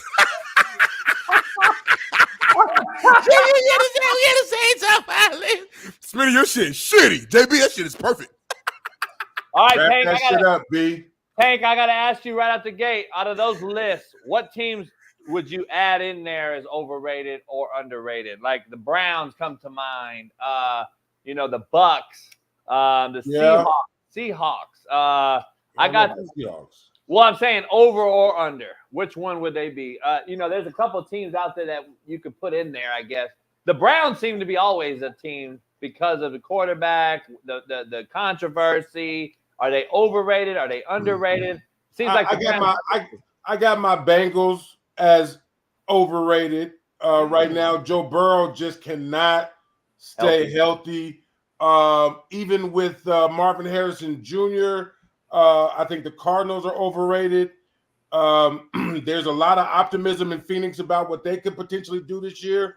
And I just, I think that you gotta shore up that line before you think about throwing the ball downtown. And Tampa Bay, I got them as underrated. With the receiver coming back and Baker Mayfield, I think they're gonna have another year together. They could do really good things.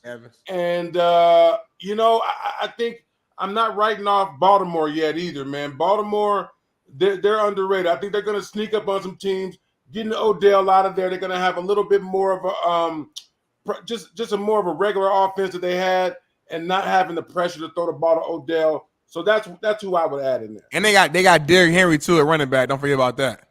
True. Yeah. I want to ask you though about let's talk about 3 teams in particular that we could say are overrated or underrated. I want to get your take on these 3 individuals before the schedules drop tomorrow, which we'll talk to you about on Friday, and we'll break down every team's schedule this year when it drops tomorrow. But I got to ask you about 1, the Eagles, 2, the Niners, and 3 was the Baltimore team that you discussed. Those 3 teams are very talented rosters. They're really top-heavy roster. The Niners just came off a Super Bowl, so I didn't put them on the list, but we can argue they're overrated because they just can't get over the hump and win it all. And then the Eagles went to 1 2 years ago. We saw a dramatic drop-off last year with that team losing their last however many games of the season. And then we have continuing hype about the Eagles every year. So they could be an overrated team. And then you also have teams like the Giants who pay a quarterback $50 million a year. And Daniel Jones, a lot of you say he's overrated, overhyped. I would never have paid him that money either. Contrary to all your belief of my defense of him, still doesn't mean he's worth that money. You get any of those teams stick out as a team that could be overrated or underrated? I'll jump in first. I think the Eagles could potentially be on there because I do feel like, and I like Jalen Hurts. Over or under? Overrated. Only because specifically Jalen Hurts, and again, I like Jalen Hurts. I hate even like bashing him because I think he's a good character kid. I think he has all the intangibles that of a player that you want. But from a pure skill set standpoint, I think 2 years ago when they had that Super Bowl run, there were people in media saying he's a top 5 quarterback. And I was like, hold on, like pump your brakes. I think we're going a little too fast. And then last year, I think it was more of a reset of like, okay, let's pump our brakes. Now people are kind of saying like, all right, maybe he's not top 5, whatever. I think people are a little too high on the Eagles. So I could see them be on the list. The 49ers, I can't add them to the list because, yeah, they lost, but they're there. Like, you know how hard it is to get Super Bowl? Like, you're there. So you lost, but I got it. You're not overrated. You're a top 2 team in the league. So I think that's fair. Who else you mentioned? The Giants is not even a fucking trash. I think everybody knows that. It's not where you at, Tank? Where you guys at with Jacksonville? They're a team. They're a gray area team, in my opinion. Like they got to shit or get off the pot this year with Trevor Lawrence and that. They made a stride after Urban Meyer debacle. They made a stride. They got to the playoffs. They played Kansas City tough. They could have won that game actually, and they won a playoff game. Last year, they kind of fall back off. They're a team to me that's teetering the line. Yeah, I mean, I just see Jacksonville. I mean, ever since they've become a franchise in the league, they just for whatever reason, like we talked about before, I don't know if they're cursed or if there is a curse, but Jacksonville is just such a hard place to win. They've got amazing fans. They've got amazing support. They finally got a franchise quarterback, but I just don't know if they've got all the ingredients from a coach to put it all together. I feel like their owner, Khan, is trying to get them to play half their season in Europe and half their season in Jacksonville. And I just feel like there's a lot of stuff pulling on the Jaguars. Yeah, it's interesting. Where you at with Denver? They're another team to me that kind of raises the eyebrow. That's saying, okay, this guy did what he wanted. They gave him full autonomy, and Sean Payton, when he took the franchise over, Walmart bought him, all the money in the world. They're going to give them what they want. John Elway is basically saying, here, this is what you could do. Where are you at with them? Because they drafted a quarterback and an older kid at 24 years old and Bo Nix, who's been around the college football, it seems like, for 10 years. He's going to go in there, and you got rid of Russell Wilson, who had statistically a better season than them, half the league, or actually way more than half the league. He was top 5 or 6, I think, in a lot of statistical categories last year, even though Denver didn't get it done on the field. And they got rid of him, and now basically you got a guy that's an unknown variable at quarterback with Sean Payton. We'll see how much of the QB guru he really is, I guess, but that team seems like they lost a few pieces as well. Yeah, man. In order for Denver to be successful, if you look at history, they got to have an amazing quarterback. If you go back to John Elway, even though Peyton Manning was on his downslide, he still was out there politicking and making it do what it do. And when they have a great leader, I think that their chances are a lot better because they're just not a defensive franchise like that. They always want to replicate what's got them to the success before, just like a team like Dallas. They're looking to do it the way they've done it before. And right now, I don't think they've got the signal caller to do that yet. So I think Sean Payton is going to have to really be that quarterback wizard because right now they ain't got it. Yeah. Yeah, I agree. It's crazy. Smitty, don't be watching Nadu's post today because he's posting a lot of shit. I don't know if you saw that drive-by in Mexico yesterday that killed 9 motherfuckers sitting there drinking coffee. Just throwing that out there. Make sure you I'm just saying, do your research. JB, but why? Well, listen, I understand the research. I've seen stuff. I talk like, trust me, I see it. But like, hey, don't like, come at me like I'm caring for you. I'm going out there. Like, I'm not like. There's nothing you can say right now that's gonna be like, you know what, baby. Fuck the money we already spent. We just not gonna go. I'm going. So now that I'm going, give me good information. No, we flying out there. So I was like, give me some good vibes at least. Like everything you've been saying for the last 2 weeks is fuck. You're Smitty. They shooting on this Smitty. Couldn't handle this Smitty and this Smitty. I'm like, golly, like get Tank. Like lie to me at least. Like fuck, Tank, you're just giving me negative energy constantly. Tank, you gonna be brother? You gonna let this cat know, or do I need to tell him? No, the truth? listen. Truth hurts. Truth hurts. Listen, if you grow up in a black household, we believe there's power in the tongue. You watch what you say when you are projecting things on people. It's funny because my neighbors. Here's my neighbors. I say, where y'all going? Oh, we're going to Mexico. I said, is it safe to drive? They're like, oh, yeah, as long as you drive in a caravan, it's fine. I'm like, what do you mean as long as you drive in a caravan? That ain't fine then. That's not fine. Right. But I, if you're gonna fly into town, you get your car, get to your spot. Don't be curious. Don't be trying to go buy no weed off site. Stay. I don't even smoke. I take an elbow. I'm not even a smoker. I do a cigar every now and then. I'm not even a smoker. Hey. We got a beautiful resort, all inclusive. We're gonna be there eating, drinking, hanging at the resort. I'm not in the hoods. I'm not fucking looking for trouble. Hey. We there. A couple's getting married on the resort. We chilling. We're gonna be in there eating, drinking, making love. We're gonna just be having a good ass time. Y'all over here talking about like I got to keep it. It's like I'm going to hell in a couple days. Smitty. I'm from Gary, Indiana. I've lived in Arizona most of my adult life. Yeah. And when you live in Arizona, you hear about Mexico a lot, right? So you're from Indiana, right? So you just got over here, so you're kind of green to the whole south of the border thing, right? So like, but there's just certain things that and like certain times it flares up, and certain times it's like, oh, it's not too bad right now. So you just don't know what you don't know. Right. But this ain't my first time going to Mexico too, by the way. It's been a couple years, but I've been in Mexico before, had a beautiful time. I get it. There's risk everywhere. I can go outside right now, some shit can happen. I'm in Inglewood right now. And now it's not the same Inglewood it was in the 90s, but it's still some people out here. Best believe that. So shit can always happen. I just don't live my life scared like that. I live my life alert and aware 100%. I'm not ignorant, but at the same time, it's like fuck. Like shit can happen at any point. I gotta live for today, live in the moment, stay prayed up, speak his power in the tongue. I'm so glad you said that. That's how JB know I'm a fucking optimist. He knows that. I see life a certain way. Is your next vacation to Gaza Strip? If it's fun out there, is there something to do out there? No. Is there a resort out there? That's what.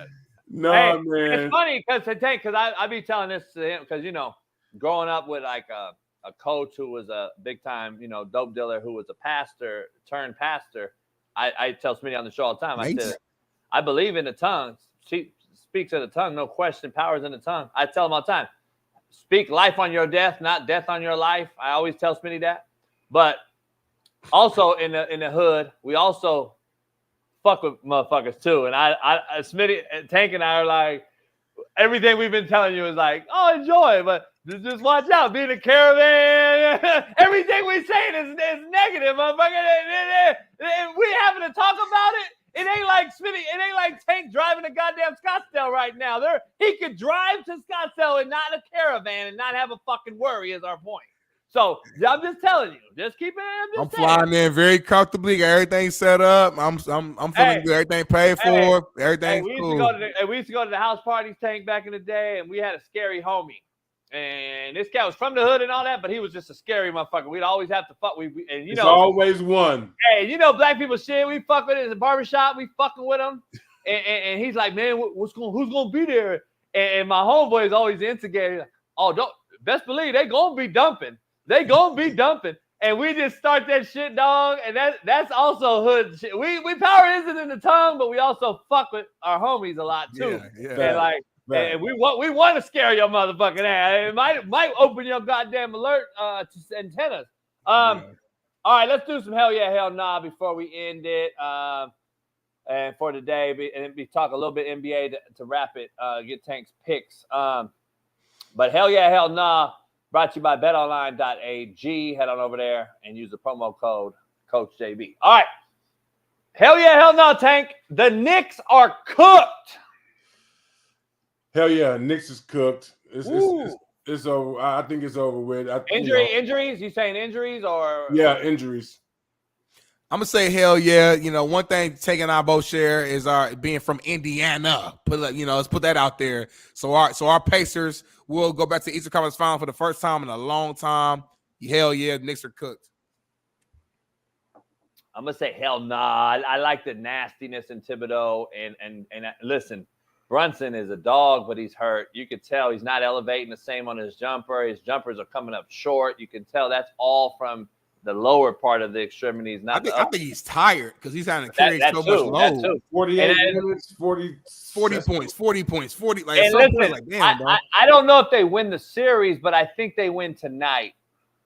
You know what I'm saying? So you think it goes 7 then? Is what I think the home crowd's going to rejuvenate them a little bit, give them a little boost, and but I don't know if they can win. And then definitely, I don't want to see this team, to be real. I don't want to see this team play the Celtics because I wanted a good Knicks healthy team to play the Celtics. This Knicks team can't beat the Celtics. The Pacers, though, on the other hand, I think have a shot with their length. So that's just where I'm at. Hell yeah, hell no. Smitty, I'll start with you. Shedeur Sanders will be a top 5 pick. Ooh. I'm gonna say hell no. I think he'll be top 15. Top 5 is a little bit of a little strong for me. I'm gonna say hell no. Tank. I say hell no because the NFL likes to make it a point to show people who's boss. And if you keep telling the NFL you're going to be a top pick, then that's going to push you down the board. Bingo says his name, Mo. I'm going to say hell nah as well. Hell yeah, hell nah.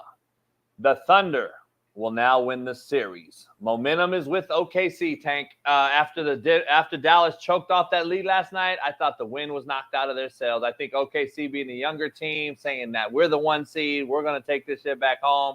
And I thought that Dallas had to go up 3-1, in my opinion, to win this series. I think I'll start it. I'm going to say hell yeah. I think OKC got the momentum back. I think they're now going to win the series. I say hell no. I've been saying it all playoff long. There's something going on in Dallas. I think it's just I can't really put my finger on it. It just feels like they're just coming together. They're in sync. The role players are playing well. I know they kind of laid an egg in the fourth quarter. That happens. Shai Gilgeous-Alexander is a hell of a player, and he's really carrying the load for that team right now. I do think the series goes to 7, but I like Dallas's experience ultimately to end up winning this series. OKC's gonna be really good for a long time though, but I think this series goes to Dallas. Yeah, same with me. I think so. I don't know if it's hell yeah, hell no, but I think the series goes to Dallas. They got to wait their turn right now. It's Luka and those guys are gonna figure it out, and they're gonna be in the way for a long time. So they're gonna have to figure out what the recipe is to beat Dallas every year. I just think that momentum's a real thing. As you know, Tank, in this league, momentum gets going against you or for you. It's a huge boost. I think they lost that last night. They could have been up 3-1. That blown lead late in that game at home is inexcusable for a guy with the guys like they have, Kyrie and Luka, 2 guys that have been battle-tested against a team that has no battle-tested. I thought that was a huge blow. I think OKC blows their asses out at home tomorrow night. All right, Tank, the controversial one, the one that's in the media that this guy's made quite famous over the last few days or week. Hell yeah, hell nah.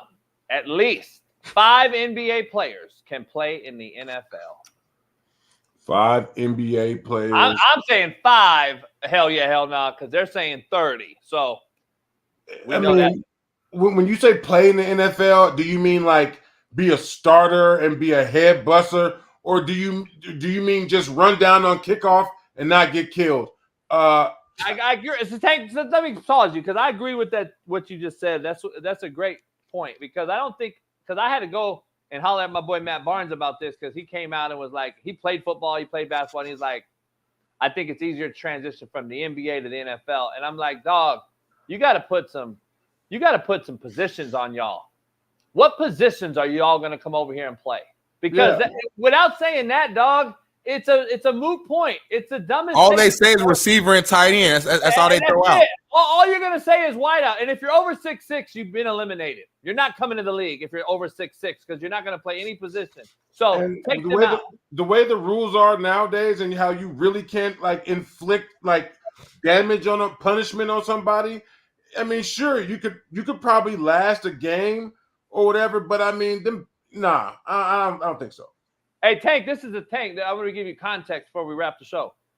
The context was Austin Rivers said 30 guys can come now and play right now. No camp, no practice, nothing. Like, not understanding a playbook. Like, come on, man. There's so much more to football. I thought it was just a slap in the face to football. And I would never say that I would never be the guy to say, hey, 30 NFL guys can go over to the NBA and ball the fuck out. We don't disrespect your sport like that. And for it to be disrespectful to me and the people that played the sport are like, what?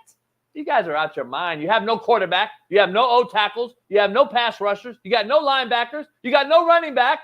All you have is receivers. And once we bang your motherfucking ass in your kneecap, you're done. But anyway, Smitty, hell yeah, hell no. 5.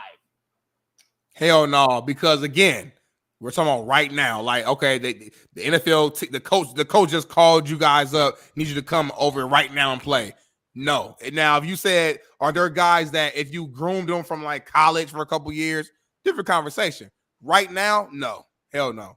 I just think it's funny because when they had the video of Draymond Green out, now Draymond Green is the Charles Oakley of the NBA right now. Yeah. And when he went out there playing at Michigan State, that he looked so out of place, so scared, so timid. Hell no. That's my thing too, Tank. They talking about NFL. I don't think they asked to play SEC ball, Big Ten ball. No. Yeah, forget the NFL. Yeah, no. No. I don't believe there's 5 that could play in the UFL. Stop playing. It's still I'm being real. That's better than college. That's pros. I'm being real. I'm just telling you, dog. And this is the softest NFL we've ever seen, Tank, too, by the way. I'm just throwing that out there. This is the softest we've ever seen. I want to say, because Lou Will was talking about is soft people in both sports. True. It's the difference between being soft in football and soft in basketball. It's a different soft. And here's the cold part about it. People in my DMs talking about, you act like the NFL's tough now. Homie, every player still gets thrown or hits the ground on every play still in football with 20 pounds of gear on. You motherfuckers in NBA aren't hitting the ground every play. And you don't got no 20 pounds of gear on.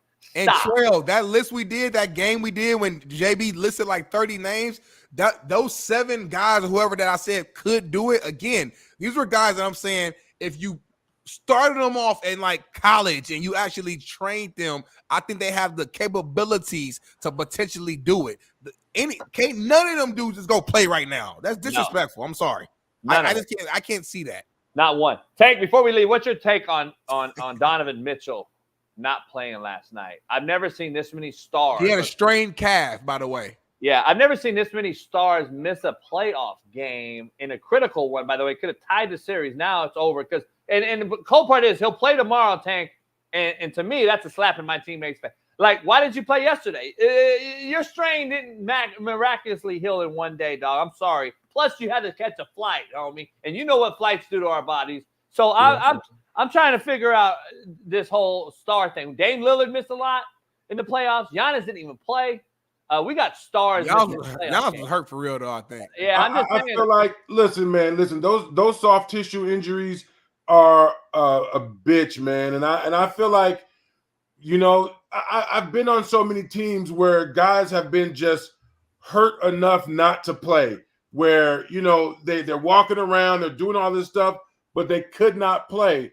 And, sometimes it sucks. The timing is never good to get an injury, but I just think that, he probably just didn't want to push it for future injuries. Yeah. You know what? The rumor is, too, he didn't play because he's a free agent and he doesn't want to hurt his chances on getting a bigger bag at a new place. This is the crazy part about it. Half of everybody out there is going to say, well, it's true. We're about the bag now. And then the old school cats are going to be like, dog, what are we playing for then? What are we telling our teammates that we're in the playoff hunt? We won a game already in Boston. We got an opportunity. So we're just not going to play now? Is this like Is this like opting out of bowl games, homie? Like, what are we doing? Like, what? I'd be pissed as fuck. I'd be telling that motherfucker, nah, get your motherfucking ass out. And LeBron was there at the game, and you could be looking at that sideways like, hey, dog, maybe LeBron want to come back home with his son. And so what about Rudy Gobert, who went to go see his baby get, born? Would you be mad at him? Yeah, we had this conversation. Old school, I'm not mad. I didn't say I was mad. I just said, I don't know if he was a teammate of yours or not, but my boy I grew up with, Kevin Kazvihan, white boy corner for the Bengals for a long time. Started 7 years, I think, for the Bengals. I think it was before you or after you, because it'd be before you because he's my age. He had a baby, and Marv told him, "Oh, you might get cut if you miss this playoff." It was a playoff game against Tennessee Titans, and this was old school. Now, remember, this was different times. And I brought up, Tank, the fact that if you look back at all the shit we've all had to deal with, pregnancies or what have you. Remember we used to fly and we fly right back and we go see the baby or whatever it was. I don't remember cats missing though. That was just my take. I wasn't mad at him or not because I know the era is soft and I get it. People are going to be mad at me for saying it. I wasn't mad. I'm just saying for me, a guy that my daddy died on April 18th, 05, I coached on April 18th, 05 because his ass would have told he told me, motherfucker, you better not miss that. This is your obligation. You committed. You made that to that team and those kids. And the same with the teammates. Dog, I kind of agree with Gilbert Arenas when he said, what are you going to do? The baby's born. Yay. Cool. What are you doing, though? Baby going right to sleep. You're not doing nothing with it. It's not like he's 10. I thought about it is, are you really there for the mother or are you there for the baby? It's the mother. That was what I thought about. It's the mother in my. I was there. Listen, no. Here's the cool part about it that no one wants to talk about, Tank. And Bailey, we can clip this, but there's more shitty mothers that are deadbeats than fathers. And I'm throwing it out there because no one wants to bring it up. I'm the victim of one. I know about it. Here's the thing about it. How many brothers do you know and how many homies we got that were there at the fucking when the baby was born? And then the motherfucking bitch never even let me see my kid again. Stop playing with me with that bullshit. That's why I'm like, man, fuck all that. I was there for you and you ain't even let me see my kid no way. So I'm like, hold up, time out. I was there, but what is it for? Am I just missing my brother? My point is, I was there for the mom. I was there for Lamaz. I was there for the pregnancy, and I ain't seen my daughter in fucking years. But you can't use. I hear you, but you're using your personal. No, it happens a lot, Smitty. This happens a lot, homie. What people should or should not do. Again, to me, I'm with you guys. Like whatever decision he made, to me, was the right decision. You cannot tell me. Because I don't have no kids yet, but I know damn well I'm gonna be when I do have a kid, I'm gonna be there. That's a moment you can't have back. I'm there for my woman for sure because there's so many situations that can happen. Women have complications. It can be worse. So one, I want to be there for that. Want to be there to support her because she's nervous as hell. She's giving birth to a human being. Imagine the fear she got. And then also I want to see my baby. I want to be there, be one of the first ones to hold my baby. That's just me. So I would never be mad at a father for doing that. Now, if he decided to play, if he decided to play too, cool. Shout out to you. I'm not gonna be mad at you either way. I just think one of those decisions where whatever decision you make, in my opinion, is the right decision. Tank, I gotta ask you, Shaun King had an interesting take, and I wanted to get your take. He's with me on my side of it, but we're the same age. He asked, and I know he brought up a good, interesting point. He was like, players got to start being calendar smart when they get their broads pregnant. Don't have a baby during season. You know what the calendar is, 12 months. Know when you get pregnant and know when the baby could come. So it was an interesting point. It's a funny thing because at the end of the day, majority of us were not planned babies. I'm gonna keep it all the way 1,000. None of us. Parents was having fun and they were trying to have fun with each other, and it happened. Ain't nobody come on, bro. No. But his point, he mentioned that on the show. He said the point is you're now in a professional business making millions. Now it's time to start using the big head, not the little one. And we're not just out here busting them. We got to say, hey, dog, I might miss the Super Bowl. Like Tank, would you miss the Super Bowl for that? No. I'm with you. Again, I'm not missing the Super Bowl for my baby being born. I'm sorry. I'm an asshole. But that's the Super Bowl though too. So now you're changing saying, the situation. He missed the game 2 in the playoff series. It's also different too because NBA is a 7-game series versus NFL. One game you're out. So I also think that's the difference too. Matt on this show, Matt said he would miss the Super Bowl, and that's when we got an argument. I'm like, look, dog, each his own. Different strokes for different folks. But Matt has like 2 young boys, I think. So like, so does Tank. Tank got girls, but the Tank's been in the Super Bowl though. So he's telling you like, I don't know if I'd have missed that. Again, we're not even arguing. I'm not saying Tank's not wrong or right. He's just this is his opinion. Like this topic is not a wrong. This is not a debate topic in my opinion. Here's my whole point. This is whatever you decide to do. It's your kid, so I can't argue with that at all. So like, whatever you decide as a father is up to you. So Shaun's point though, when you start making money and you have opportunity to be in that situation, let's sit down, baby. We got money now. Let's sit down and calendar this out so we don't put ourselves at risk of missing something like that. That's all Shaun was saying. I understand that in a perfect world. Yeah, but it ain't realistic, JB. At the end of the day, man, we just left in the bed. We've been drinking. We just got home. We got Netflix now, and we about to get to it. Like ain't nobody thinking about. Hold on, baby. Oh shit! It's January 16th, February, March, April, May, July. Fuck. Let's not have sex right now. Or let me go buy some rubbers real quick. Like, come on, bro. If you planning sex out to that level, your shit is boring. Hey, Smitty talking about as he's up in there and shit like, hold on, I don't let this loose. Now I'm talking about before, motherfucker. That's what I'm talking about. Like, oh shit, hold on, baby. Just give me head today. It's January. I gotta go. I gotta go too. It's past 9 o'clock. Drop Baxi real quick. One more time, real quick. Yes, sir. Everybody out there, I know y'all people in the comments be saying y'all finna order them. Y'all better do that. Baxi.com, BAXSI. These things is healing backs all over the world, man. We're doing it big right now. Baxi.com. Head on over there. Use the promo code Tank. Thank you, Tank. I'll see you Friday. All right, Thursday. All right. Yep. See y'all, boys. Peace.